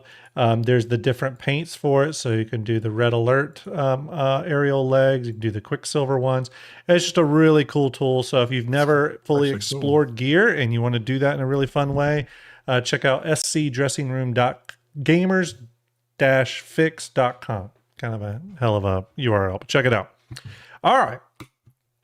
It's time to talk about, everyone, Minelaying and Star System. We are going to talk about the Nautilus, of course, but I'm really sort of focusing this just on Minelaying gameplay in general. I'm pretty sure that would include a future lineup of ships that we don't know about, everything from a solo mine layer all the way to a small crew mine layer. This would be the large mine layer with the Nautilus, all the way up to a capital mine layer execute. I know you asked Sean Crew this question specifically, if there would be these other mine layers. And the mine laying gameplay is, I think, worth a conversation specifically because of one reason. If you go back to the Nautilus sort of reveal video, and I my facts could be wrong here, but I believe the Nautilus was actually revealed at like a concierge event that CIG did of some kind. I remember it was in August when it happened. Right. Yeah. In the video, John Crew did make the mention, sort of referenced Chris Roberts games and Minelaying and how important that is of a gameplay loop. And the important thing about Minelaying to me, and there's a lot of people out there, I see this is very common, pop up and say, oh, the Nautilus is going to be a completely useless ship. It might be, we don't know. But the thing that's fascinating about Minelaying gameplay in general and the Nautilus is that it's combat, but it's combat in a way we've never done it. All combat in the game right now is really offensive in nature. It's to go out there and start the fight, technically. It's an offensive combat gameplay loop. The Nautilus and Minelaying would be the defensive combat loop, okay? Something we really don't have in the game right now. And I do think that would give an asymmetrical bent to the combat gameplay loop that would make it refreshing, exciting, and I could see tie-ins to other gameplay loops because those mines could be hacked and deactivated. They could be then salvaged and turned into raw materials. There's a whole there's tie-ins to other gameplay loops that it excites me as well. In terms of like the mine's effectiveness, I don't think any of us really know that because it's just numbers. CIG can make those size 5 mines as explosive as they want, technically. So I'm just talking about the bigger ones. Sure. And so I'm just more talking about the general gameplay loop, how it will tie into other gameplay loops and how it is different from the existing combat stuff. And that is what's fascinating about strategic Minelaying for me. So I guess I would pose the first question to you, Execute. What are your just like 30,000 foot view thoughts on Minelaying as a gameplay loop? Yeah, like you said, it's I've always seen it as a lot more defensive. And it's not like you're just going to be able to start hacking mines while someone's sitting there watching you. Do you know what I mean? So, sure. Ironically, I think most of the time, like a lot of people say the Nautilus is useless, as you kind of said, but no, it's the ability to quickly deploy and undeploy mines unlike any other ship. And yes, you can take that same crew and park that ship somewhere and then put them in another ship. But the Nautilus has done its job then, has it not? Yeah. You know, it gave you all those extra mines and all those extra sentry turrets that you wouldn't have otherwise had. You might have done it, but not to the same number. You know, it's built to do this. So I don't think it's useless. I think it's actually, in a way, it's like it gives you extra shit you wouldn't have. because it's giving you essentially almost like other players, if that makes sense, without, like it expands your attack count beyond its actual number. Right. And it's one of those ships that that players could just scan and find is in the area and would give you pause. You know what I mean? Like, it's enough that you might say, oh, okay, maybe I need to rethink what I'm about to do. I was going to put up one other thing. I saw that Altzilla made a great comment. It says, I think space might be too big for mines to be effective. I think it's in this Q&A, and we're talking, this is the Nautilus Q&A, but again, I want to reform or reframe this as more just mine laying gameplay for a minute. There is a question here. I want to see if they still have it in here. It was in here back in the day where someone asked, how far away will mines be able to track? And they say here, it says, and now mind you, this is very old. I'm almost sure this will change, but this is what they said when they concept this. It says, that said, we expect each mine to have at least a minimum engagement radius. This would be the homing feature. And that minimum engagement radius would be between 5 and 10 kilometers. Now, that may not seem like a huge amount, but you got to remember, you spread that out over a cascading minefield of 24 mines or however much. And now you're saying, okay, 24 mines deposited every 5 kilometers. You're now looking at 120 kilometers worth of minefield, or at least one string of mines. You know what I mean? You get 2 Nautiluses out there, it sort of exponentially grows, right? So, and again, they could easily change this. It could be 20 kilometers. Realistically, if you think of it like a dice, you need, and you park your ship right in the middle of that dice, you need 6 mines on any side to kind of protect you. Yeah. Right? That's kind of minimum to have no blank spot. But 5 to 10K, think about engagement ranges right now. Sure. They're 1K. Yeah. Yeah. Sometimes 2 if you're lucky. And remember, I've heard the argument too in regards to the Nautilus of like, oh, it's only size 5 mines. It's going to be weak. It's not going to do anything. Well, I personally feel the Nautilus is like the hammerhead where it's meant to punch down. And I think those size 5 mines are specifically to give smaller ships, small and medium ships, a nightmare. And if you are flying a Cuddy, or hell, even something like a Paladin, you fly that into a minefield of 24 size 5 mines, you might have a bad day on your hands. Now, sure, I don't think the Nautilus is going to be out here blowing Idrises up, but I'm saying for punching down, it could be a real threat out there. 24 of those. It makes it so you have to come in a bigger ship.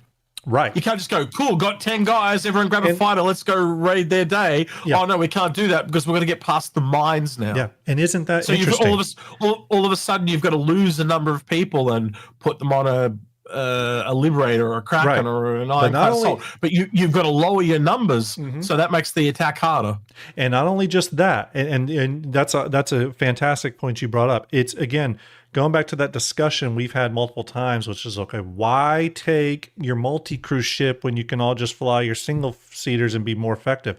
Okay, let's say this is now something that's encouraging you to bring your big multi-crew ship. But not only that, it's a type of gameplay, again, defensive in nature, where you probably are going to sustain some damage because these are homing mines. And if that is the case, okay, now you're activating the engineering repair gameplay side of the gameplay loop as well for those multi-crew ships.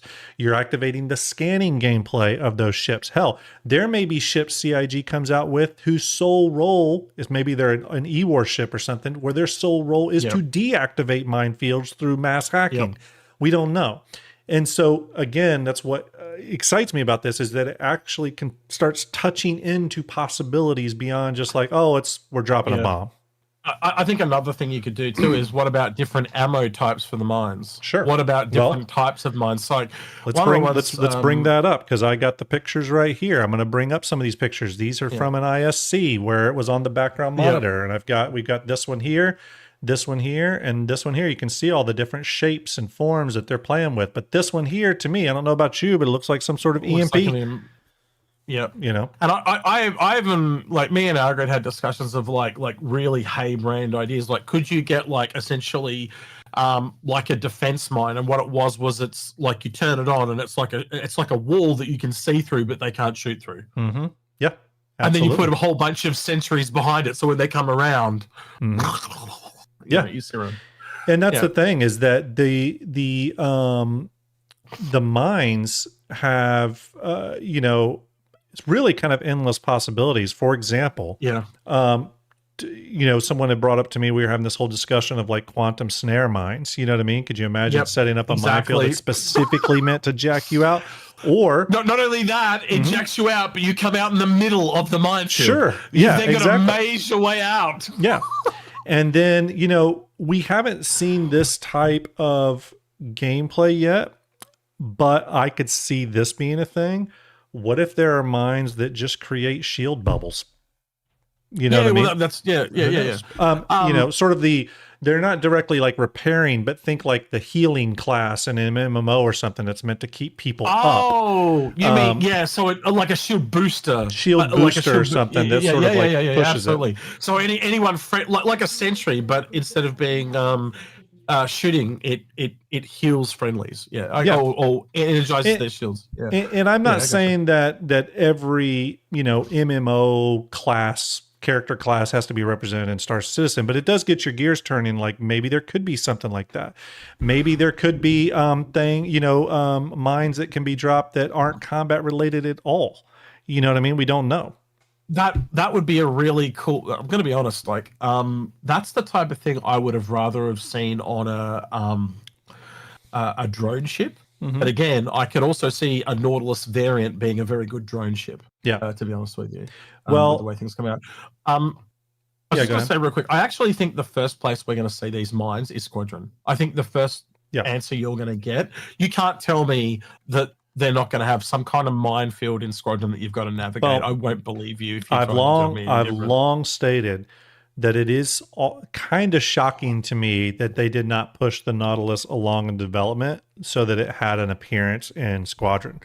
It's an old ship in the lore. I mean, if I go back to the page here, you can see 400th anniversary. It's supposed to be an old ship in the lore. So how many times have I told you since that day what it is? Right. You need the mines. You don't need the ship. Right. Yeah, that's true. That is true. That's true. Yeah.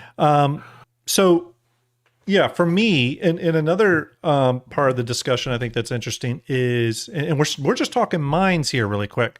We're going to talk more about sentry stuff and the sort of mine diffusal, mine mitigation stuff here in a minute too. Mm-hmm. But just staying on the mine thing, we can't forget the other big elephant in the room, which was revealed 2 years ago at CitizenCon, which is space stations. Okay. Yep.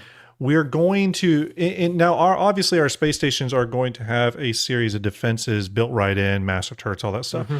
But you are going to want to build rings of minefields around your space station to act as essentially as like warning nets for someone coming in. You only have limited slots on those space stations. For everyone that you put a turret on there, that's something else you're going without. So if you can take those turrets and put them completely externally, then you've got other cool shit you can put on the actual station itself. Yeah. And it's that simple. You want to get as many of those off the station as possible. It's funny, and Execute, I know you deal with this a lot too. I know some other people that deal with this too. We speculate wildly sometimes, and sometimes our speculations are crazy wrong. And the Nautilus is but fun. The Nautilus to me is the ship I've been the most wrong about. In all my speculation history, it's the ship man. You're most passionate about it. It's so obvious. And you know what it is? It's the ship that constantly makes the most sense for me for them to work on, and it made the sense back when Pyro was coming into the game. I thought, man, Pyro's the perfect place to test minefields and all this stuff, right? So let's do this in a different way. Then let's look what's required for the ship. Okay, right? And I think obviously you need egg laying tech. That is the foundational pillar that is. No, I'm just joking. No, but seriously, hacking is obviously a big one, right? Yeah. I know we've got to talk about the Nemo drone. So we could probably talk about that a little bit here. Yeah, we can. But realistically, the drone has to go in because otherwise it's going to home to your ship. It's just that simple, right? So you need drones and you need hacking. Well, we won't have drones until after base building. We don't have hacking, but we know it's on the cards. So I think hacking drones absolutely has to be after those two, right? So then you go along to the mines. Well, we've got mines in for squadron and we've already got sentry turrets in. So that actually removes all those parts of it. No real blockers for those two, I don't think. Yeah, and then what it becomes down to is the launcher on the ship. Yeah, and that's bespoke for the ship, though. The two things that also are very key for Minelaying gameplay, and one CIG is actively working on and has even spoken about recently. One of the things that you're going to have to do with a minefield is be able to essentially have the mine set to target certain things and ignore certain other things. Yes. And CIG has recently talked about how they want to give further depth to PDCs to where you can customize what they're targeting, how they're targeting, all that. The other thing is, one of the things listed... go ahead. I was going to say, that'll lead into AI being better too. So, yes. There's multiple wins there. You got to look for things that have got multiple wins because that increases the chances of it coming sooner. Yeah. Sorry, keep going. Another one, and this sort of ties into that, is one of the things listed in the Q&A, and we are going to need to be able to lay competent minefields, otherwise it's going to be an absolute mess, is we are going to need a way there's got to be a seat on the Nautilus or any mine laying ship that is the mine laying control station, and what it needs to be is you need to be able to put in a pattern, maybe it's a radial pattern, maybe it's a grid pattern of mines, and when you activate that, it sends like a little flight path or something for the pilot to follow to deploy those mines. Or if they don't take that route, you need to be able to queue up a certain amount of mines. So let's say the ship can carry 25 mines, right? You should be able to queue up 25 mines, select the pattern you want, and it will deploy those over distance, and the mines will move to those locations and lock in place. That's how I would do it. Yeah. But also, that's not tier 0. I agree. That seems pretty complex. I was trying to remove all the barriers out of the way, so how we can bring that in, and that is you've just put another barrier in place, my friend. Sorry, you idiot! I'm trying to remove barriers. Don't put it back in place. That's right. Fine, but I do agree that's how I would do it. I'd have it so that they basically you pick a pattern and you just shoot them all out the back and they fly to where they need to go. Because I think flying in a pattern to drop gets really complicated with all the different, with space and the different directions everything can move. So I do think that's the way to do it. And there's then other things that fall into that. It's like, okay, well, how many mines can you queue up? Can you queue up 4 of them like you can the Polaris's torpedoes? Can you queue up 16 of them? And then what's the reload time after one does deploy? There's a lot of factors that go into this that we just don't know yet. So you can almost see it like a command globe, and you're planning where you want the mines to go, and then they are all signed a number and it flies out there. That would be really cool, right? Maybe that links into the hologlobes. Yeah, but I think initially it's going to be a completely manual process. Like you just chuck it out the back, and wherever it lands, it stays. Yeah, it's going to be the the dummy way. Because the other thing that you've heard Chris say again and again and again is World War II in space. Yeah. Now, is that smart mines or is that dumb mines? Right. We still find World War II mines to this day floating in the ocean. Yeah. Right. So you get my point, right? I think it's more of a dumb mine approach than a smart mine approach. I agree. I do think they want to eventually get to a place where you can do some sophisticated stuff. Why not both? We have dumb firing missiles and smart missiles in the game. Like having multiple mines is just a given. You know, again, just how far. Like I think that pushes mines just so much further away. But I like having all that stuff. But if you keep it simple, I can see tier 0 being a lot sooner. And let's be honest, if you've got space stations, I think that straight away you go, we need mines. Yeah. And I would even go further and go base building. Wouldn't it be really cool to have floating sensory turrets above your base? Yeah. Potentially. Yeah, exactly. Your ground base, right. It's a high cost because they've got to hover there. Mm-hmm. Right? And you could probably only have small size because they've got to hover. But what's going to put it there? Well, you don't necessarily need a Nautilus to do that. Mm-hmm. But you can... It's a step on the way to the Nautilus, is it not? Yeah. So again, talking about removing barriers, you can see what I'm doing. Like it starts to bring the necessity of getting to the Nautilus closer. Yeah. And we did get some questions on Ship Showdown. I'll probably circle back around those at the end, everyone. But a couple on the Minelaying stuff here. Got a question from Captain Kern here, and I think this is one I've often thought about. But he says, do you think a bomber, even the Gladiator, would be given the ability to drop a mine instead of a size 5 missile or bomb? Well, I mean, we've seen these bomb racks and other things CIG are doing to expand the usage of certain ships. I could absolutely see the Gladiator or the Retaliator getting the ability to drop a mine or two. You know what I mean? I could totally see a Retaliator module that can drop 3 mines or 4 mines. I don't know. You know what I mean? Again, maybe it's a certain size mine or whatever, but there's nothing that prevents that.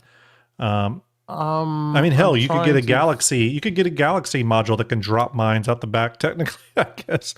Trying to find the. Here we go. I'm gonna send this to you directly when I get it open. Copy image. But what I would say, So I think it. The reason I'm saying this is it really does limit. Oh yeah, this is good to bring the up. ships that can go in. So this is a very, very old image, but you can see there, if you can zoom in on the bottom right for me, that's what I'm trying to show. Yeah. Is there's a scale of a human next to the drone. Yeah, right there. Right? There's no way that that's going to fit in an Eclipse.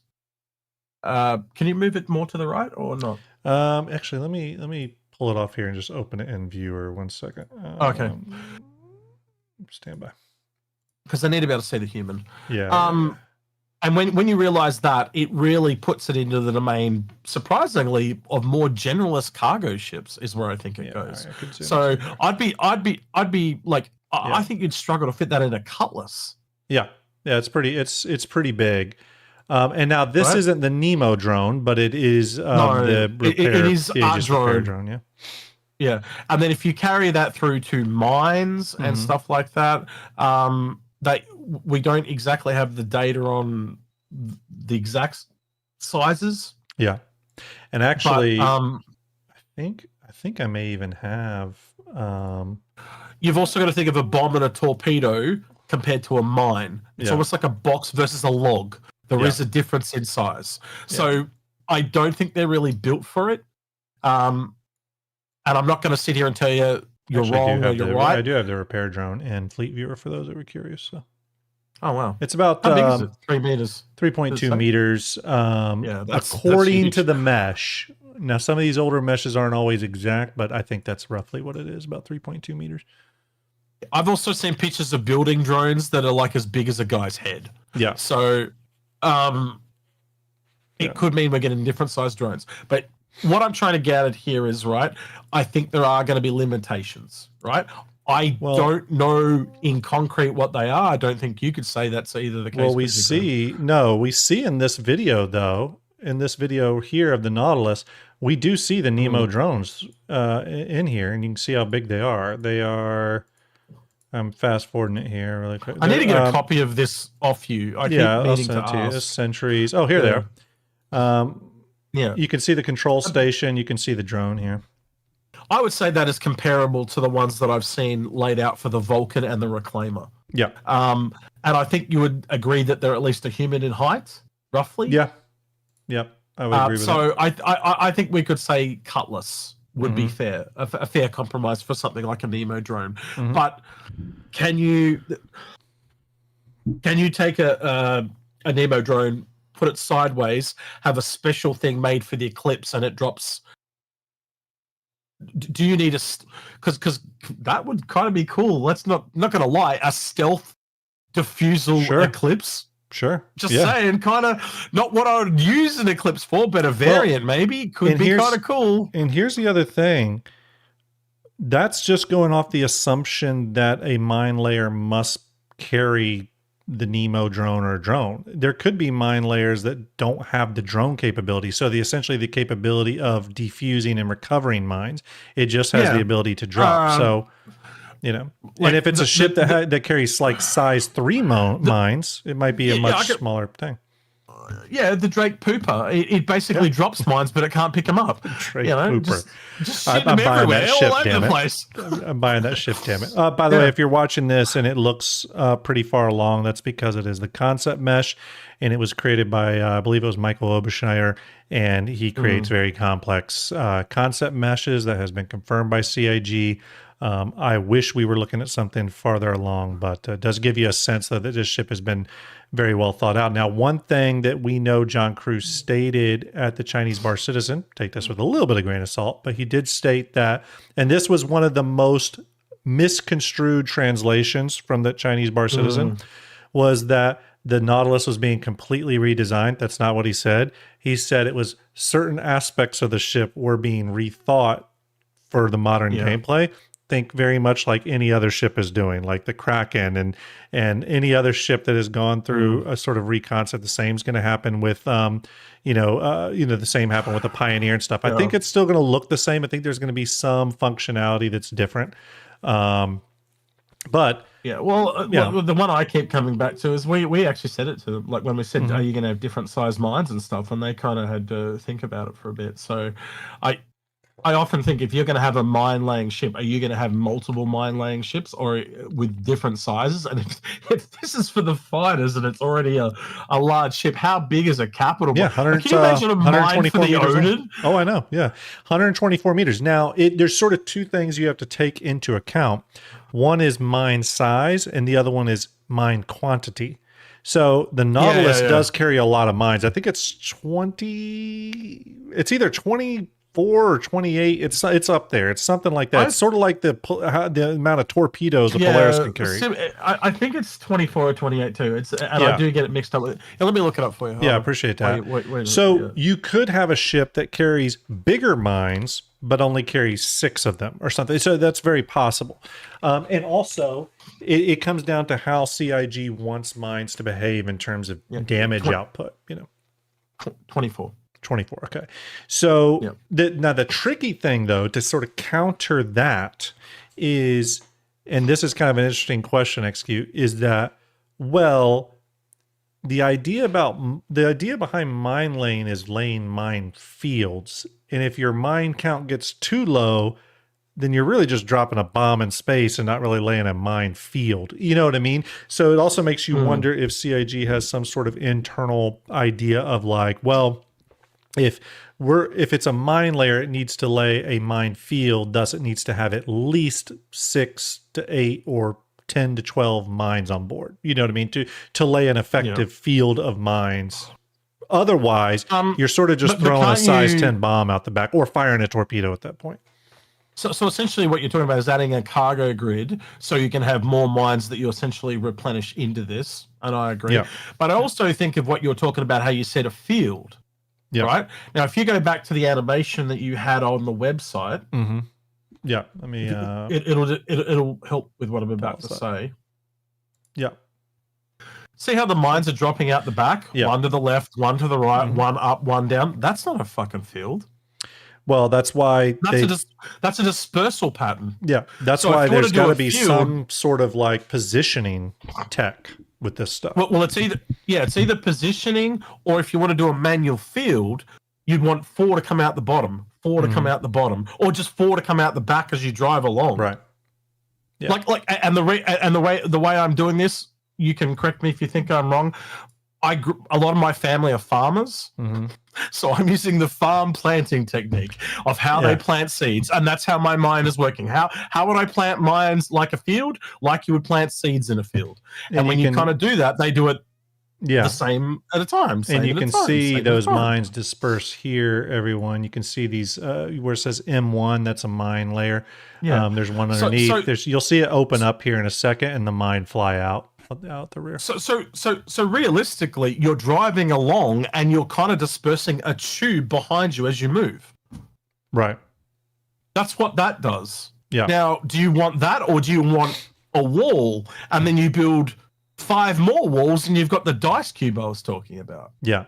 Well, and when I think about 3D space, I want the dice cube. I don't want a tunnel, because otherwise, if you think about it, you're going to be like the ice cream maker, where you've got to do the bottom of the cone and go around the outside of the cone, and then you've essentially got to repeat that and do the pyramid on top. And so you're going to have this giant ice cream cone to do your minefield. And that's a lot more messy than just 6 walls. Yeah. Yeah. I mean, and again, when you start unpacking this, it's very different from, again, the more we talk about it, it's very, very different than, say, something like the torpedoes on a Polaris, where you are firing them, they fire, they home, or dead fire, and there's kind of 2 ways of doing it, and they do their thing. Mines have a lot of other considerations going on in them. Here's another one. Thanks for the follow. Yeah, thank you for the follows, everyone. By the way, we've gotten a few in. I do appreciate it. I'll do some name call. Actually, I'll do some name calls now. Lieutenant Dan followed a little bit ago and subscribed. Thank you for that. Lee followed. Cyber Phoenix, Captain Bommel, Saber Mining Corp, and Lagurithian. Hopefully I said that right. Thank you for the follows. You are challenging my ability to speak tonight. I mean, one thing we haven't talked about in this whole idea of mine gameplay is the defense against that, of which there will need to be plenty, right? So we talked a little bit about the ability for, imagine a ship, maybe a hacking ship or a scanning ship. Again, maybe this is E-War, can fly into an area, detect a mine, do a wide scan, and try to mass hack them to deactivate the minefield. But there's other ways too. Stealth. Does stealth factor into mine game? Like, are the mines homing in on your EM signature or your IR signature, and thus reducing that? You get what I'm saying? It's all kinds of stuff. I was thinking even simpler, fragmentation ammo. Just shoot the bastards. Flak or flak ammo. And then but that takes time and it wastes ammo. And can you fight mines and ships at the same time? Right. Like these are all. Or is there just tolerances to the mine? So, for example, maybe the size 5 mine you deploy, maybe it just doesn't even give a shit about a small starter ship because of its size. It just doesn't even care about homing into it. So that could be your good lead scout. And just get your signature so down that you can go within 2 kilometers of mines and it doesn't even see you. Yeah. Yeah. Exactly. So I was saying before about, let's just all get in our fighters, and no, now we're going to get an ironclad. It's like, no, well, instead of getting an ironclad, we're just all going to get in ghosts. Yeah, but that weakens you as well because you're all in the same ship and you can only have a certain configuration of guns and stuff. So, and then again, multiple approaches to the same problem is a good thing. Yeah, and then there's the idea of what the scale range of mines are. Now, I'm very convinced that we're going to get a big mine layer. I think, again, CIG is going to be looking. First off, I see a future where the capital ships are a lot stronger than they are now. Personally, I think that's going to continue to creep as we get to that point. And we're going to get to a point where if there's anything smaller than a Perseus out there, you are in no danger when it comes if you're on a capital ship. Yeah. So there's going to need to be additional dangers out there for them, and I do see a future where there is a capital mine layer that drops capital mines that are anti-capital all day long, and so I see that as being a future. So knowing what that scale is going to be, what the the variety of sentry sort of mines are going to be, are there going to be EMP, E-War mines, mines that boost shields, snare mines? Again, the sky's the limit, but it would really truly change the battlefield, for lack of a better word. You know what I mean? It would really start to change things. And not just from a player standpoint. Imagine NPC mine layers out there doing their thing. I can totally see them having a tiny little starter ship, and all it does is remove 1 mine and deploys 1 mine. I can totally see that. I can see an entire series of defense craft, I'll call it that because this is a different version of combat, that do that all the way up to a capital ship. I can totally see that being a thing. That said, this ship specifically, and I've got a CCU chain up to one of these, just like you own one as well. I believe you've got the Salsa skin one. I am going to treat this ship just like the Pioneer. Now, what happened with the Pioneer? They realized that they couldn't essentially 3D print on surfaces properly because you had to be able to, if you landed on a mountain, you had to be able to print on the mountain. How do you print on a mountain? Well, you just send drones over and get them to print on the mountain, right? It makes it heaps easier. It's the same thing here. I've just described one of the problems is how do you do a field? Well, they did fields wrong, right? And they've learned, one of the things I've learned about CIG is they learn as they go, right? We were talking about labels on the Perseus and the Polaris type of stuff years before that, and they only implemented it in the last 2. So another one I want to point out on this is the turrets. Look at those turrets on that diagonal front. They're a little bit like what they did with the Corsair. If you remember how badly we roasted them for those, I would roast them again for these, right? These ones these ones do push out a little bit, but they would have a limited arc. But straight away, if you just pop that on top of the ship instead of on the side, it has a much better coverage area. And in fact, I would put one on top and one on the bottom. Yeah, and for those of you curious, the Nautilus was revealed, I could be wrong, 2018, I believe. I believe it was revealed the same year as the Kraken. So it's been around for a bit. There's 100% chance this thing is going to get some changes, for sure. You could use the Redeemer that came in the year before in 2017 and look at all the issues the Reclaimer has and carry that over to this concept. That said, I love this concept, right? I love the look of it. I love the look of it. You can see the old skill of the oldest Aegis ship, which is the Retaliator. It's got the same landing gear and engines, for crying out loud. So it's definitely an older design. I really, really like it. Not everyone will like that older design, and I'm sure as time goes on, we'll probably get a more modern Aegis one as well, much like RSI has done. It's funny because it screams old school Aegis to me, and as it walks through here, you'll see parts and pieces from the Hammerhead and stuff even in there. It screams. But then a lot of people are right too, where it also feels very much like an Anvil ship, But again, remember, the Nautilus will not be the only mine layer. There's going to be probably an Anvil mine layer. It wouldn't shock me if we see a freaking RSI mine layer. We're going to see others once the gameplay tech comes on.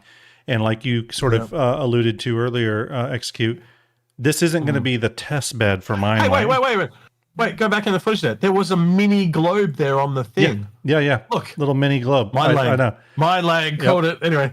Right there. I will add, though, what we've seen with other ships is a ship that's an announced ship. Like, let's just take the Expanse, for example, right? Now, that's announced. I actually think the first refiner you will see is a new ship. Yeah.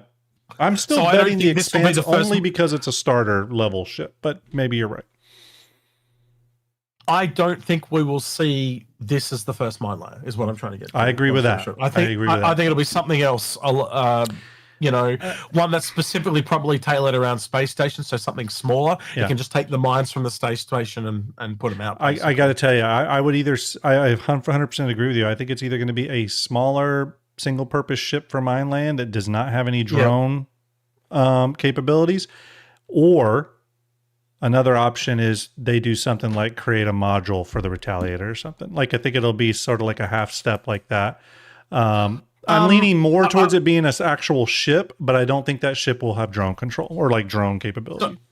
So one thing I'm also seeing that's starting becoming now is promised versus non-promised. So, for example, we got PDCs on the Retaliator, but a Retaliator in the current game should never have had PDCs. Oh, Active just rated with 100 and some odd viewers. 152 viewers active. Thank you very much, buddy. Hope you're doing well. Never had the pleasure of meeting Active, but I've heard a lot of things about it. He's an awesome dude. Awesome dude. He's very good. His supporter Odin will go into Fleet Viewer pretty soon. I got 2 Odins to do. Nice. For Lady Space Patrol and Active. Those are finished. I just got to push them to Fleet Viewer. They're going to go with a big chunk of stuff. Oh my good God. Or Juice just gifted 100 subs. Is that accurate? That's not accurate. That can't be accurate. I think he broke his counter. That's a lot. Oh my goodness! I think it did break my counter. Drinks don't grim, everyone. Oh man. Okay. I don't even know what to do for that. That's insane. That is you insane. Take off your clothes and run naked around the house. I think that's the appropriate. I've got to pull it up. I've got to pull it up for him. First off, Juice, thank you very much for that. You're getting the double salute icon, and because you did that, we're just going to let that baby run for a minute. That is amazing, dude. I give you the double salute. That is incredible. Thank you very much for that support. It does go a long way. I'm going to let that 007 run for a bit because Juice just went beast mode, as Active said. 007. Oh, my God. Hey. In your case, it's double brow 7. Look at those eyebrows on that thing. I'm here all week, everyone. I'm here all week. We're talking about Minelaying in the Nautilus, but specifically just about Minelaying as a gameplay loop tonight. So thank you for bringing your community. Completely shaken and not stirred. Yes. But thank you for bringing your community over. Do appreciate that, Active. Hope you're doing well, buddy. Yes, your Odin is finished, by the way. It should go into Fleet Viewer next week. That should be I think that's my plan. I got a few things I'm pushing to Fleet Viewer at that time, so thank you very much. Katana Buck just gifted 20 subs as well. My goodness. Damn. And USMC Sergeant just gifted 10 community subs. This is insane. Guys, settle down. We do this shit for free. No, don't settle down. Oh, calm down. Thank you very much. I gotta reshout them out. That's just too epic. Katana Buck, USMC Sergeant, and or I want to say it right. Is it OJ or Juice? Hopefully I'm saying that right. I'm bad with names, for those that didn't know. Thank you for those community subs. That is absolutely incredible. We got the 007 running for you all. Just say OJ, he says. OJ, thank you very much, buddy. I do appreciate that. Katana, Sergeant, thank you as well. That is the biggest subscription drop I've ever had on the channel like that. So that is epic. I don't know what to say. Thank you very much. That's incredible. That is incredible. You don't have to say anything. The blush kind of does it all. It does. I am blushing a little bit. And that stuff does go directly into, the support and stuff received through the channels goes directly into a whole bunch of stuff that I do, 3D rendering, all that kind of stuff. And he just did it again because he's a maniac. OJ just did another 100 community subs. Good God. This is crazy. I need some oxygen. I need oxygen. If that happened to my stream, I'd be telling someone to settle down. But you're on Grim stream right now. OJ, thank you very much, buddy. That is stupid. That is crazy. That is amazing. I'm just going to leave the 007 up for a minute. We have to. It bothers Execute, but it's also an appreciation for you for that. I appreciate you. You love it. You love it. I'm not a money guy. I've never been a money guy, so it kind of makes me feel embarrassed when people give me money. Here's what I'm always embarrassed about it, but I do appreciate it. I will say this: Space Pumpkin Des says OJ deserves a custom ship. He probably does. You probably do deserve a custom ship in Fleet Viewer. You should DM me on giant eyebrows on it, just huge, massive eyebrows on the ship. You should OJ. Is what it should be called. Yeah, you should DM me on Discord, StarJump_Grim. I'm sure I could set you up. What I will say though, with the funds through the channel, through the support like this, I will say that. Wait a minute. Hold on a second. OJ, did you just do another 100? My God, look at that. Did he just do 300 at the start and take time to fill it through? I just hit level 17 on that. OJ, thank you very much. What? That's now 300 from OJ. Katie Kraft says this isn't uncommon. The highest I ever got to was 7, but when I'm on other people's channels, the numbers go really high. Like I was on with Paul, and for an hour and a half, they kept dropping subs for him, so he couldn't talk to me. I could see that. OJ, seriously, man, I don't even know what to say. Citizen Week just told me to stretch. That's probably because I'm sinking into myself with humility. OJ, that is incredible. I'll tell you right now, too, that the support and stuff received for all this, it does go into my content. It goes into Fleet Viewer. It goes into a lot of the stuff we do, to 3D rendering, to all kinds of crap that I'm involved in with STARJUMP. Things have gotten more expensive, so it is very much appreciated. Thank you very much, buddy. I appreciate posters, giveaway posters and stuff. When it comes to 3D rendering, the funny thing is I used to use a service that was pretty affordable, and now they no longer support Cinema 4D. So I've had to switch to a different render service, and they are pricier. But again, that the support and stuff raised does go into Fleet Viewer, it goes into Hanger Link, goes into STARJUMP videos and content, equipment, gear. I do not try to monetize channels beyond you all subscribing and stuff. So thank you very much, everyone. That is incredible. OJ, you're going to go down as a legend. Thank you very much. One thing I will say to the credit here of OJ and stuff like that is, if it wasn't for donations like that on my channel, on Infrunners, and here, I know it would be impossible. Yeah, you just can't afford to buy new gear when you're doing this for fun. So yeah, it's very difficult. And thank you and OJ just gifted someone a sub, and Katana just gifted someone a sub right now. Thank you so much, everyone. Citizen Wake just cheered 500 biddies. Thank you very much, Citizen. Appreciate you. Beeper the Wolf just told me to stretch again. Let me stretch it out. I just cracked my back. And again, it goes. I should have been sitting in stream so I could got a free sub. I'll have to log back in. I closed at the start of stream because I could hear my own stupid voice in the background. I'm going to pull it up real quick because, we're doing the event for the STARJUMP Summit, the in-person event, which we are going to stream, by the way. So any of you that, obviously the STARJUMP Summit is sold out now, but for those of you will be able to watch on stream. But I am starting to get a lot of our banners and other cool stuff in, which is really awesome. President Red Wolf, thank you for subscribing. But just got this one in today. I'm going to pull it up. Just got this bad boy in today. This is our our new STARJUMP Summit banner. This thing's 8 feet tall, by the way, 8 feet tall. Maybe you make that a new thing. You gift 100 subs, you get a swag bag. Hey, I should think of something like that. That'd be cool. I will say the swag bags are not cheap. Those challenge coins are. So for the summit to do the challenge coins was $1,000.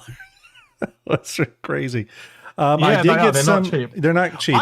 But I did get some new banners done for the event. Here's one of the banners. Let me do this one. This is going to be a 8 foot by 8 foot banner. I've got that last one you showed on my wall, or the older version. Yeah, the older one. Yeah, and then I get questions about it from my housemates, like, "What the fuck are these?"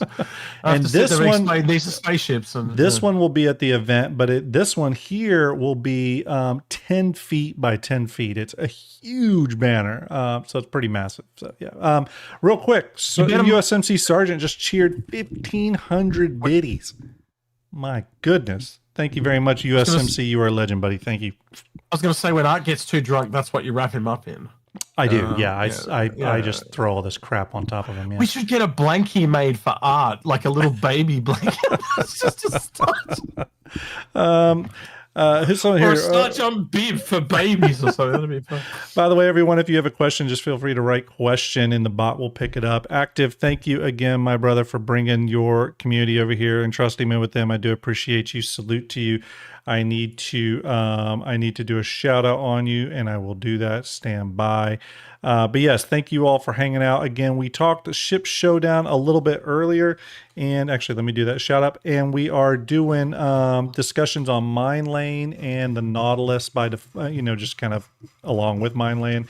So we're kind of talking about that. Those of you that know me know that I am a fan of Minelaying, fan of the Nautilus. So it's something I talk about quite often. So Active says, no need to thank me, brother. This community is great, and you are great people. Appreciate you. Salute to you, buddy. Look for your Odin next week. It's done. It looks awesome. What does it look like? What's the colors? What do you pick? I have an image of it. Let me see. Can we give him a sneak peek? He has got a sneak peek already. I sent him a I want a sneak peek. Stream. I want a sneak peek. All right. Let's see what I can find. Where did I gotta figure out where I sent that to him. You know what? Since he did the raid, let's show off his Odin. Because he's been very supportive of me and is a really cool guy. I've had some great conversations with him.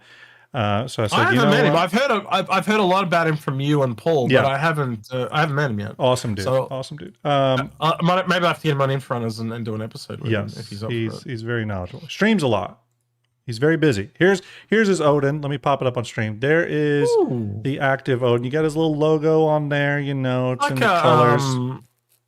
It's like a Red Cross kind of got that vibe. Is what I'm getting. Yeah. Kind of got that vibe. Or the Swedish chef knife, or multi-tool. Now, question: Active, did you actually get an Odin, like an actual? Were you able to snag one? I tried. It was impossible. Oh, he says that's his pretendo. I didn't. Okay, he says no, he did not get one. I did not get one either. So, hey, you've always got IAE coming up. You've got IAE. Again. Yep, that is true. That is true. But thank you again, buddy. Do appreciate it. So, and OJ, everyone that gifted subs, again, appreciate that. That is just absolutely stupid. I greatly appreciate it. Thank you very much. I hope you stick around, follow the channel. I do regular content, usually about 2 streams a week, getting back to it. And obviously, do StarJump Fleet Viewer. If you've never been there, check it out. It is www.starjumpfleetviewer.com. It's one of the many tools out there in the Star System verse. You can view your fleets and all that kind of cool stuff. More planned on the tools side of things. More on that in the future. But going back to Minelaying, there's a bright future for this gameplay. Huh? That threw me completely. It threw me too. I'm still not recovered. It's too many. Yeah. It's too many gifted subs. I can't think properly. And when this stream is over, I'm gonna have to go have a shot. So yeah. OJ says, "Oh wait, do you create StarJump Fleet Viewer?" Yes. Hanger Link, StarJump Fleet Viewer. It is myself, VMXEO, and Starlet, 2 other team members. But yes, it is my creation and my thing to put out there in the world of Star Citizen tools. I do want to make more tools. But yeah, it's a great team. This Fleet Viewer team is incredible. And I appreciate all their work, because we wouldn't have a Fleet Viewer without that. And OJ just did another 100 gifted subs, because he's trying to make me cry on stream. So thank you very much, OJ. Yes. So if you do enjoy Fleet Viewer, go over there and check it out. It's all free. It's now OJ's fault that you've made him an alcoholic. He's gonna have to go to. OJ's now my sponsor. He's now my sponsor. He's now my stream sponsor. Of alcohol. He's the reverse sponsor. Yeah. He's now making you an alcoholic. I'm going to do when I do my show sponsors, when I do Monster Tech or Icon City or something, I'm now going to just do an OJ sponsored section too, where we just thank him. So thank you very much for those gifted subs. That is incredible. Another huge dump that is going to help this month. I do greatly appreciate it. Thank you. I reckon every time he does it, you've got to scull a 1 liter bottle of orange juice. I reckon that would be well, I'm out of Bean Boozle too, so I can't bring the Bean Boozle to the floor. I used to eat the Bean Boozles when we hit certain milestones. So. I've got 3 boxes of them, motherfuckers. You totally could. I'll do one for him. Hang on. You totally get to work. You got your StarJump shirt on. You're doing it. Katie, you protect me too. Yeah, I've done the beans. Done the beans there in St. Jude. We raised this year in St. Jude. We raised money with the community here for St. Jude Children's Hospital for the month of April and May. We raised $75,000 for the month of April. How many beans? How many? He's now gifted out 400 community subs. Cody Fox just gifted out a community sub too. Thank you very much, Cody.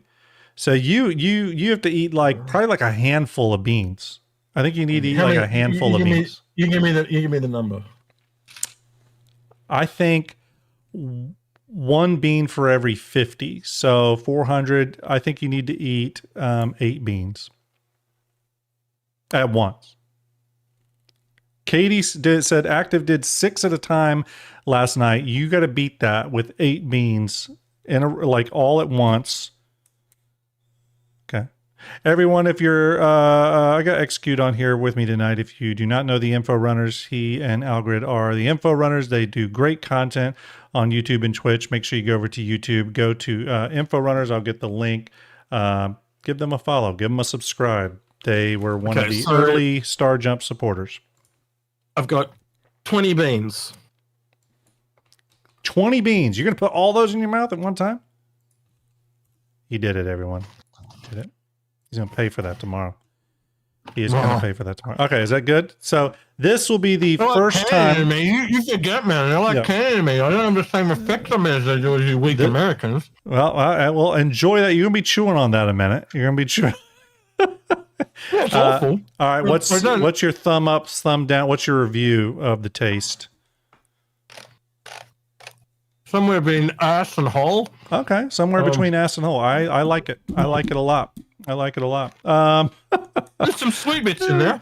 Everyone, we just had an absolutely epic run of gifted subs. That is incredible, and that is why Execute's mouth is full of beans right now. OJ coming in with 400 community subs, and a host of other people gifting out subs as well. So I can't thank you all enough. That is just incredible. Thank you very, very much. Shout out some of those gifted subs again. OJ with 400, which is crazy. USMC Sergeant gifted some subs as well. 10 community subs, actually a few more than that. Katana Buck gave out 20 plus some extras. That is incredible. Thank you, everyone. I'm still blown away. Okay. Flavor's kind of gone away now. Flavor's gone away. He's recovering a bit. And again, thank you from the big raids from Loken and Active tonight. Absolutely epic. So circling back around real quick, my execute is getting through these beans. Minelaying. I was just going to say. Yeah. Now, Active, you're going to go back to Active when he comes back on, and he's going to up it from 20. That's true. Active's going to go like a whole 10 of beans in his mouth. And the best part then is it's going to come back, and Grim's going to have to do 30. Yeah. But see, they affect me much worse. I think they're truly disgusting. Even the smell really disgusting. They're gross. Yeah. Oh, they are. I can smell it on my nose and everything. It's awful. But I just don't have the same. Yeah. I typically do the Bean Boozle during the St. Jude Play Live thing. So again, this past April and May, we did a big push, and I had a few beans. It was good. It was good times. Okay. If we ever meet in person, right, I'm going to be like making you pop those things like I know. Yes, Minelaying. Back to that real quick, though. I will say that Minelaying's got a bright future. There's still a lot of things to figure out. The ship, Minelaying, here's the last thing I'll say is sort of about the status of it. If you go back to the time period when the progress tracker was being updated about every week or 2 weeks. I can tell you that at that year, which at this point was about 3 years ago or something. Yeah. Mines, not Minelaying, mines were in active development at that time, meaning during that night, they weren't coming up, they were in development. And they had about 4 months scheduled for them, if I remember correctly. And we were sort of right in the middle of that when the progress tracker went dead in the water and they stopped updating it. What does that mean? Well, I showed you some of the screen grabs from mine development, stuff like this. It's obviously it was being worked on to some degree. They were doing some work on it. We don't know if that was for Squadron or future Star Citizen stuff. It's quite clear at this point, though, that has been paused because we probably would have seen mines at this point with some sort of mine starter ship, but I think it was for Squadron because they've also said since 21 or 22 that they were not going to bring things over from Squadron to Star Citizen until Squadron was finished. Right. So realistically, if Squadron comes out in the next amount of time it comes out, you would then hope to see a lot of those things from Squadrons ported over. And we are starting to see some of that already, like Starcloth. Yeah, that's true. And one would hope that, when Squadron does release, or at least gets to a place where it's sort of,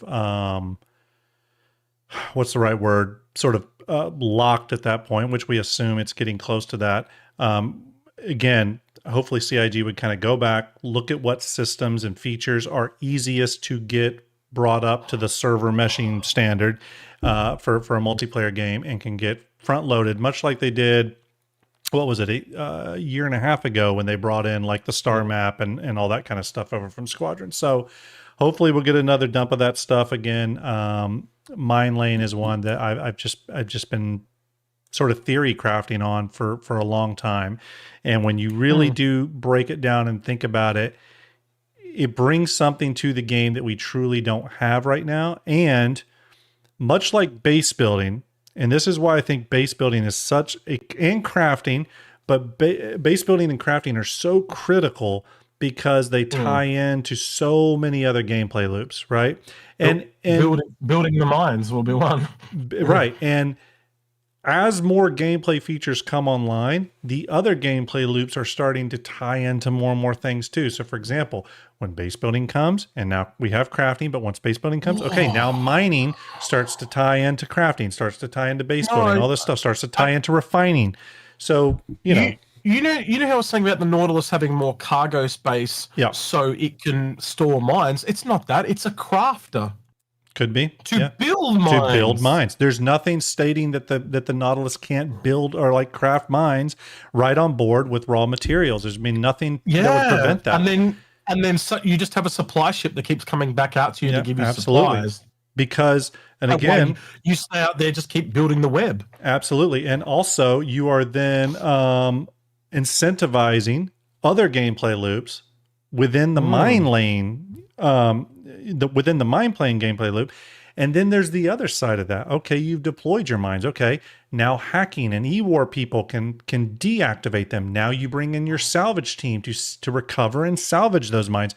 So whenever you have gameplay loops or gameplay features that actively tie into all the other gameplay features and stuff, they start to feel not just, something we need, but something we have to have. Right? Because they're the things that makes the other things important. And once all the things start making all the things important, you start to see how, and Richard Tyrer brought this up on a SCL one time, where we sort of have all these disparate things in Star Citizen right now, but we don't have that underlying tissue that connects everything. This is that underlying tissue. And again, we're starting to get some of that. I think crafting is one of the first things that really started introducing that underlying tissue.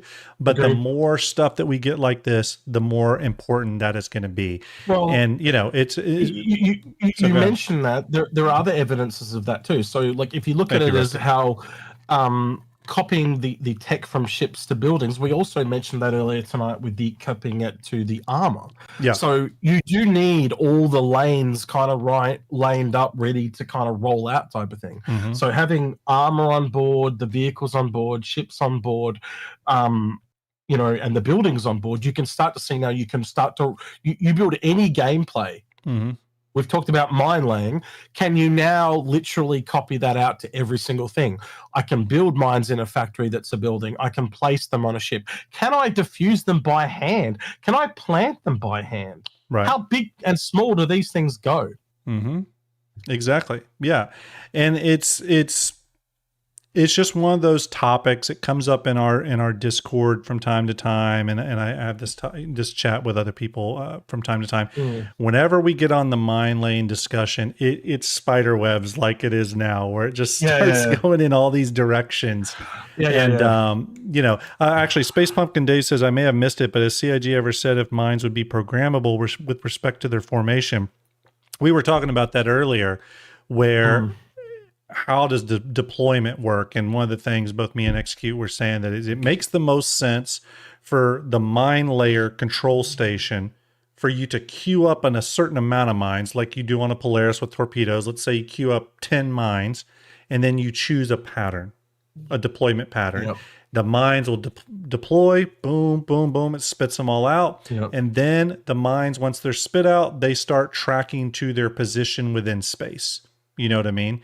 And then I will not stress again. I think that's like tier 2 or something like that. I agree. I think initially they'll just be dumping wherever they are. And because again, it allows us to get them out sooner. Right. But then also going into all the other things we talked about, which is, okay, can I deploy these mines in this pattern and set them to attack anything, or attack only things listed on my list as hostile or non-party members, or whatever those things are.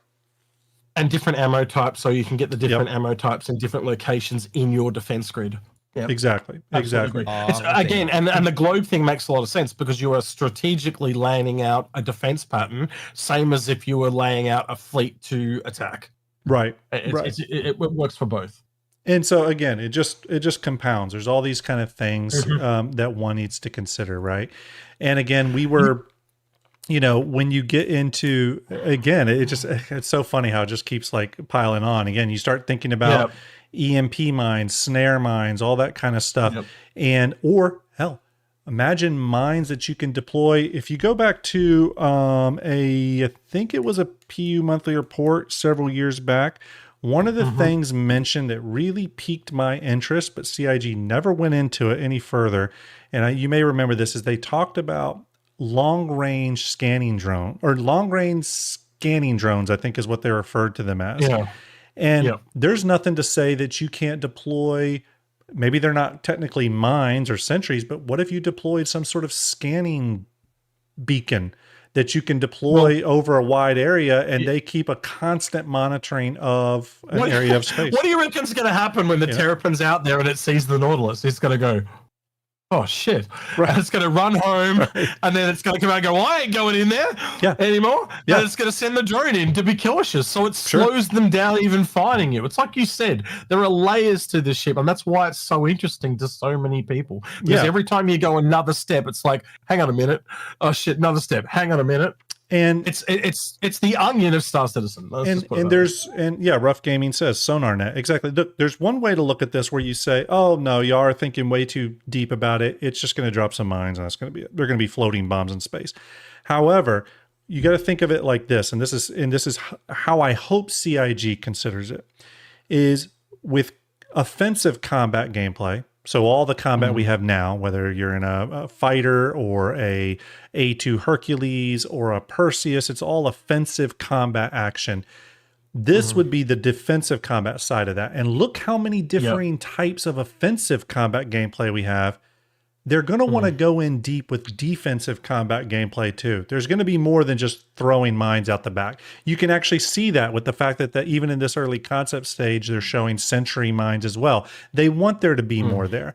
And I think that, that's going to be the thing that's most surprising to people when it comes to mine laying, quote unquote, gameplay, is that it's actually going to be pretty varied. You know what I mean? It's going to be pretty varied in how you approach it, how you interact with it. One of the things CIG talk about is what can you get from what you're doing, and the more they can get out of mine laying, the better. And that would be the same, no doubt, with any profession or any type of programming they do in the entire game. They don't want to do things multiple times different ways, which is why I've sat here screaming them at for years to use metrics, and they're finally getting around to that. You get where I'm going, right? Like it's think smarter. What is it? Work smarter, not harder. That's the saying. Right. So yeah, again, it's like I've said a few times here. It's just one of those topics that it comes up in a lot of chats I'm in, and I'm always surprised at how many people kind of not shit on it, but are very like down on the idea of it. And it's just when you have these conversations, you quickly see how exciting and interesting of a gameplay loop it can be. Now, if CIGs goes that deep with it, we'll have to see. I'm going to make it really simple. If I put the Nautilus in the thumbnail, more people watch the episode. Oh, yeah. There's some ships like that. I've literally done troll episodes, and I've just gone, and then they just put the Nautilus there. And I think the episode was over or something like that. They got views. And people are like, what? They getting rid of the Nautilus? And that's sort of how, especially ship-focused content creators are sometimes, where we'll there'll be something I'm not even thinking about, but then I'll get in a conversation with someone or maybe execute about it, and I'll go, oh man, that's really, I need to do an episode on it. You know what I mean? And there's certain ships that they really are, I guess you call conversation starters. The Nautilus is one, the Crucible is one, the Endeavor is one, and it's not necessarily that they're big ships. All of them are large or capital ships. Excuse me, but it's that they are ships that specifically open up avenues that we do not have in game yet. You know what I mean? They do things and will open up gameplay that we haven't seen, and they also just touch on a lot of things. This is also why the Pioneer, and I'll just use it as one example, is such an important, critical ship, because it's going to have such a massive impact on gameplay. You know what I mean? I look at I don't think the Nautilus will be at that level of impact, but I think it's going to have a big impact on gameplay. Go ahead. I think there's a few ships like that you could pick, because if they have a unique gameplay that nothing else has, they really intrigue people. Like the Sentinel. got E-Warfare. There's nothing else that really has E-Warfare. The Endeavor and maybe the Sand with Science gameplay, you know, stuff like that. A lot of those, when they have a vagueness to them that has never really been spelt out and deliberately laid out, people want to know more. Yeah. They want to know the depth and width and breadth of this game. And I can see why the Nautilus is so popular in that regard, because it's the other side of the coin to combat.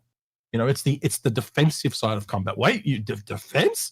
Yeah. What? Who knew? You know, like, and it's definitely not going to be the last ship. And I got to be honest, after you kind of start lay base building and space stations down, this becomes a really high priority after that. I think, quite honestly, once you see the Pioneer, I would then say within 2 years, you may potentially, maybe not this, but I think you would start to see your first mine or defensive other-esque ship. I think would be a safe bet. I don't know if you agree with me on that, but I think that's a really safe time frame to say so. Yeah, I'd agree with that. Okay, everyone. It's that time. So 2030. 2030. Basically. Yeah. Yeah. But no, hopefully, I mean, honestly, I would say that, you know, the Tiburon being a ship that CIG focused on and released kind of made me perk up a little bit, because I was like, oh, okay, interesting. Maybe they're turning their attention back to some Aegis stuff and starting to mess with the Aegis kit a little bit. The Nautilus, at least in its concept, borrowed very heavily from the Hammerhead and Idris kits. So it kind of got me a little excited. I may be on wishful thinking. About every year I go through this phase of thinking the Nautilus is around the corner when it's not. They haven't really done any massive sweeping changes or touches to Aegis, though. Like the Tiburon was the first drastic outside change I've seen.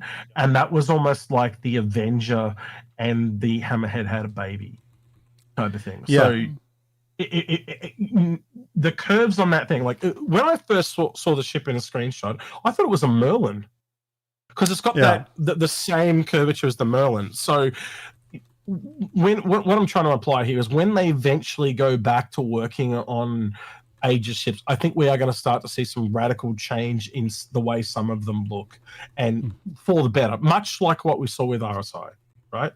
I think once, you know how we kind of talked in the last couple of years about, they're working on Drake and they're working on RSI, and they felt like that they were only working on those for a while because they kind of got in that role and the groove. I think you'll start to see them do that with more and more manufacturers as time goes on. So, you know, we've seen a bit of a MISC vibe come in there lately too, and they've all got a, you know, not all of them, you know, but you can see they've worked on a lot more MISCs, and so they're starting to find their feet with MISC, and I think you'll slowly see them roll that out into more and more manufacturers. Obviously, Consolidate Outland is in the pipeline with the Pioneer and the Forge and other stuff like that. But you can see where I'm going, right? Yeah. You get a tip of the hat before it happens.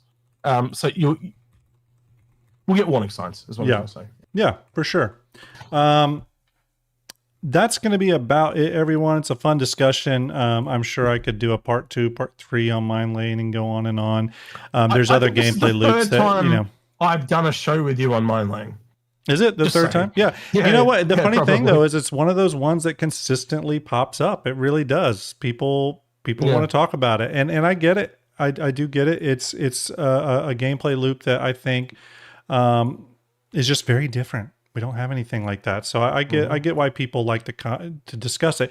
The funny thing is, though, for me, people put Minelaying in the same sort of category that they put like medical gameplay, where they're just sort of very down on it. But I think Minelaying has a very bright future. Again, combat focused. We know CIG likes that, but it's combat in a different way. It's defensive combat, not offensive combat. So that's it for tonight, everyone. I do appreciate it. OJ, thank you very much for those crazy gifted subs. OJ, Katana, USMC. I'm now going to go wash my mouth out with soap now. He does. He owes me that now.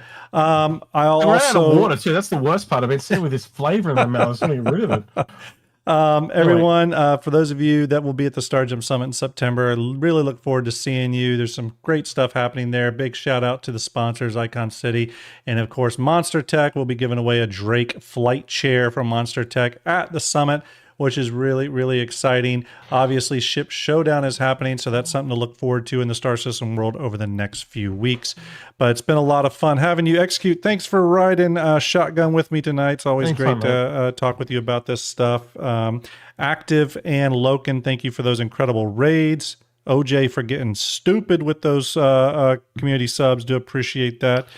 Tonight, we are going to raid Lavon G Fan. Going to send you over there. Make sure you give him some StarJump love. Hit that follow button. Help support the community. Do appreciate everyone. Salute to you. You will see me again on Thursday night. I think I had the episode listed as a Ship Showdown episode, but since we talked about this tonight, I'm going to come up with some new topic for that. So I've got topics. You're going to be off drinking. I know you know, we'll talk about it. We'll talk about. Hey, thank you, OJ, for that subscription, buddy. Appreciate you. You know what? Thursday we'll talk about a different ship that's long awaited. Maybe we'll talk about the Crucible. I got some thoughts on it. Okay, everyone. For that one, I should. If you can put it on the weekend, Agrid would definitely. We could probably do that. All right, everyone. I got Lavon G Fan queued up. Gonna send you over there. Have a great time. Give them that follow.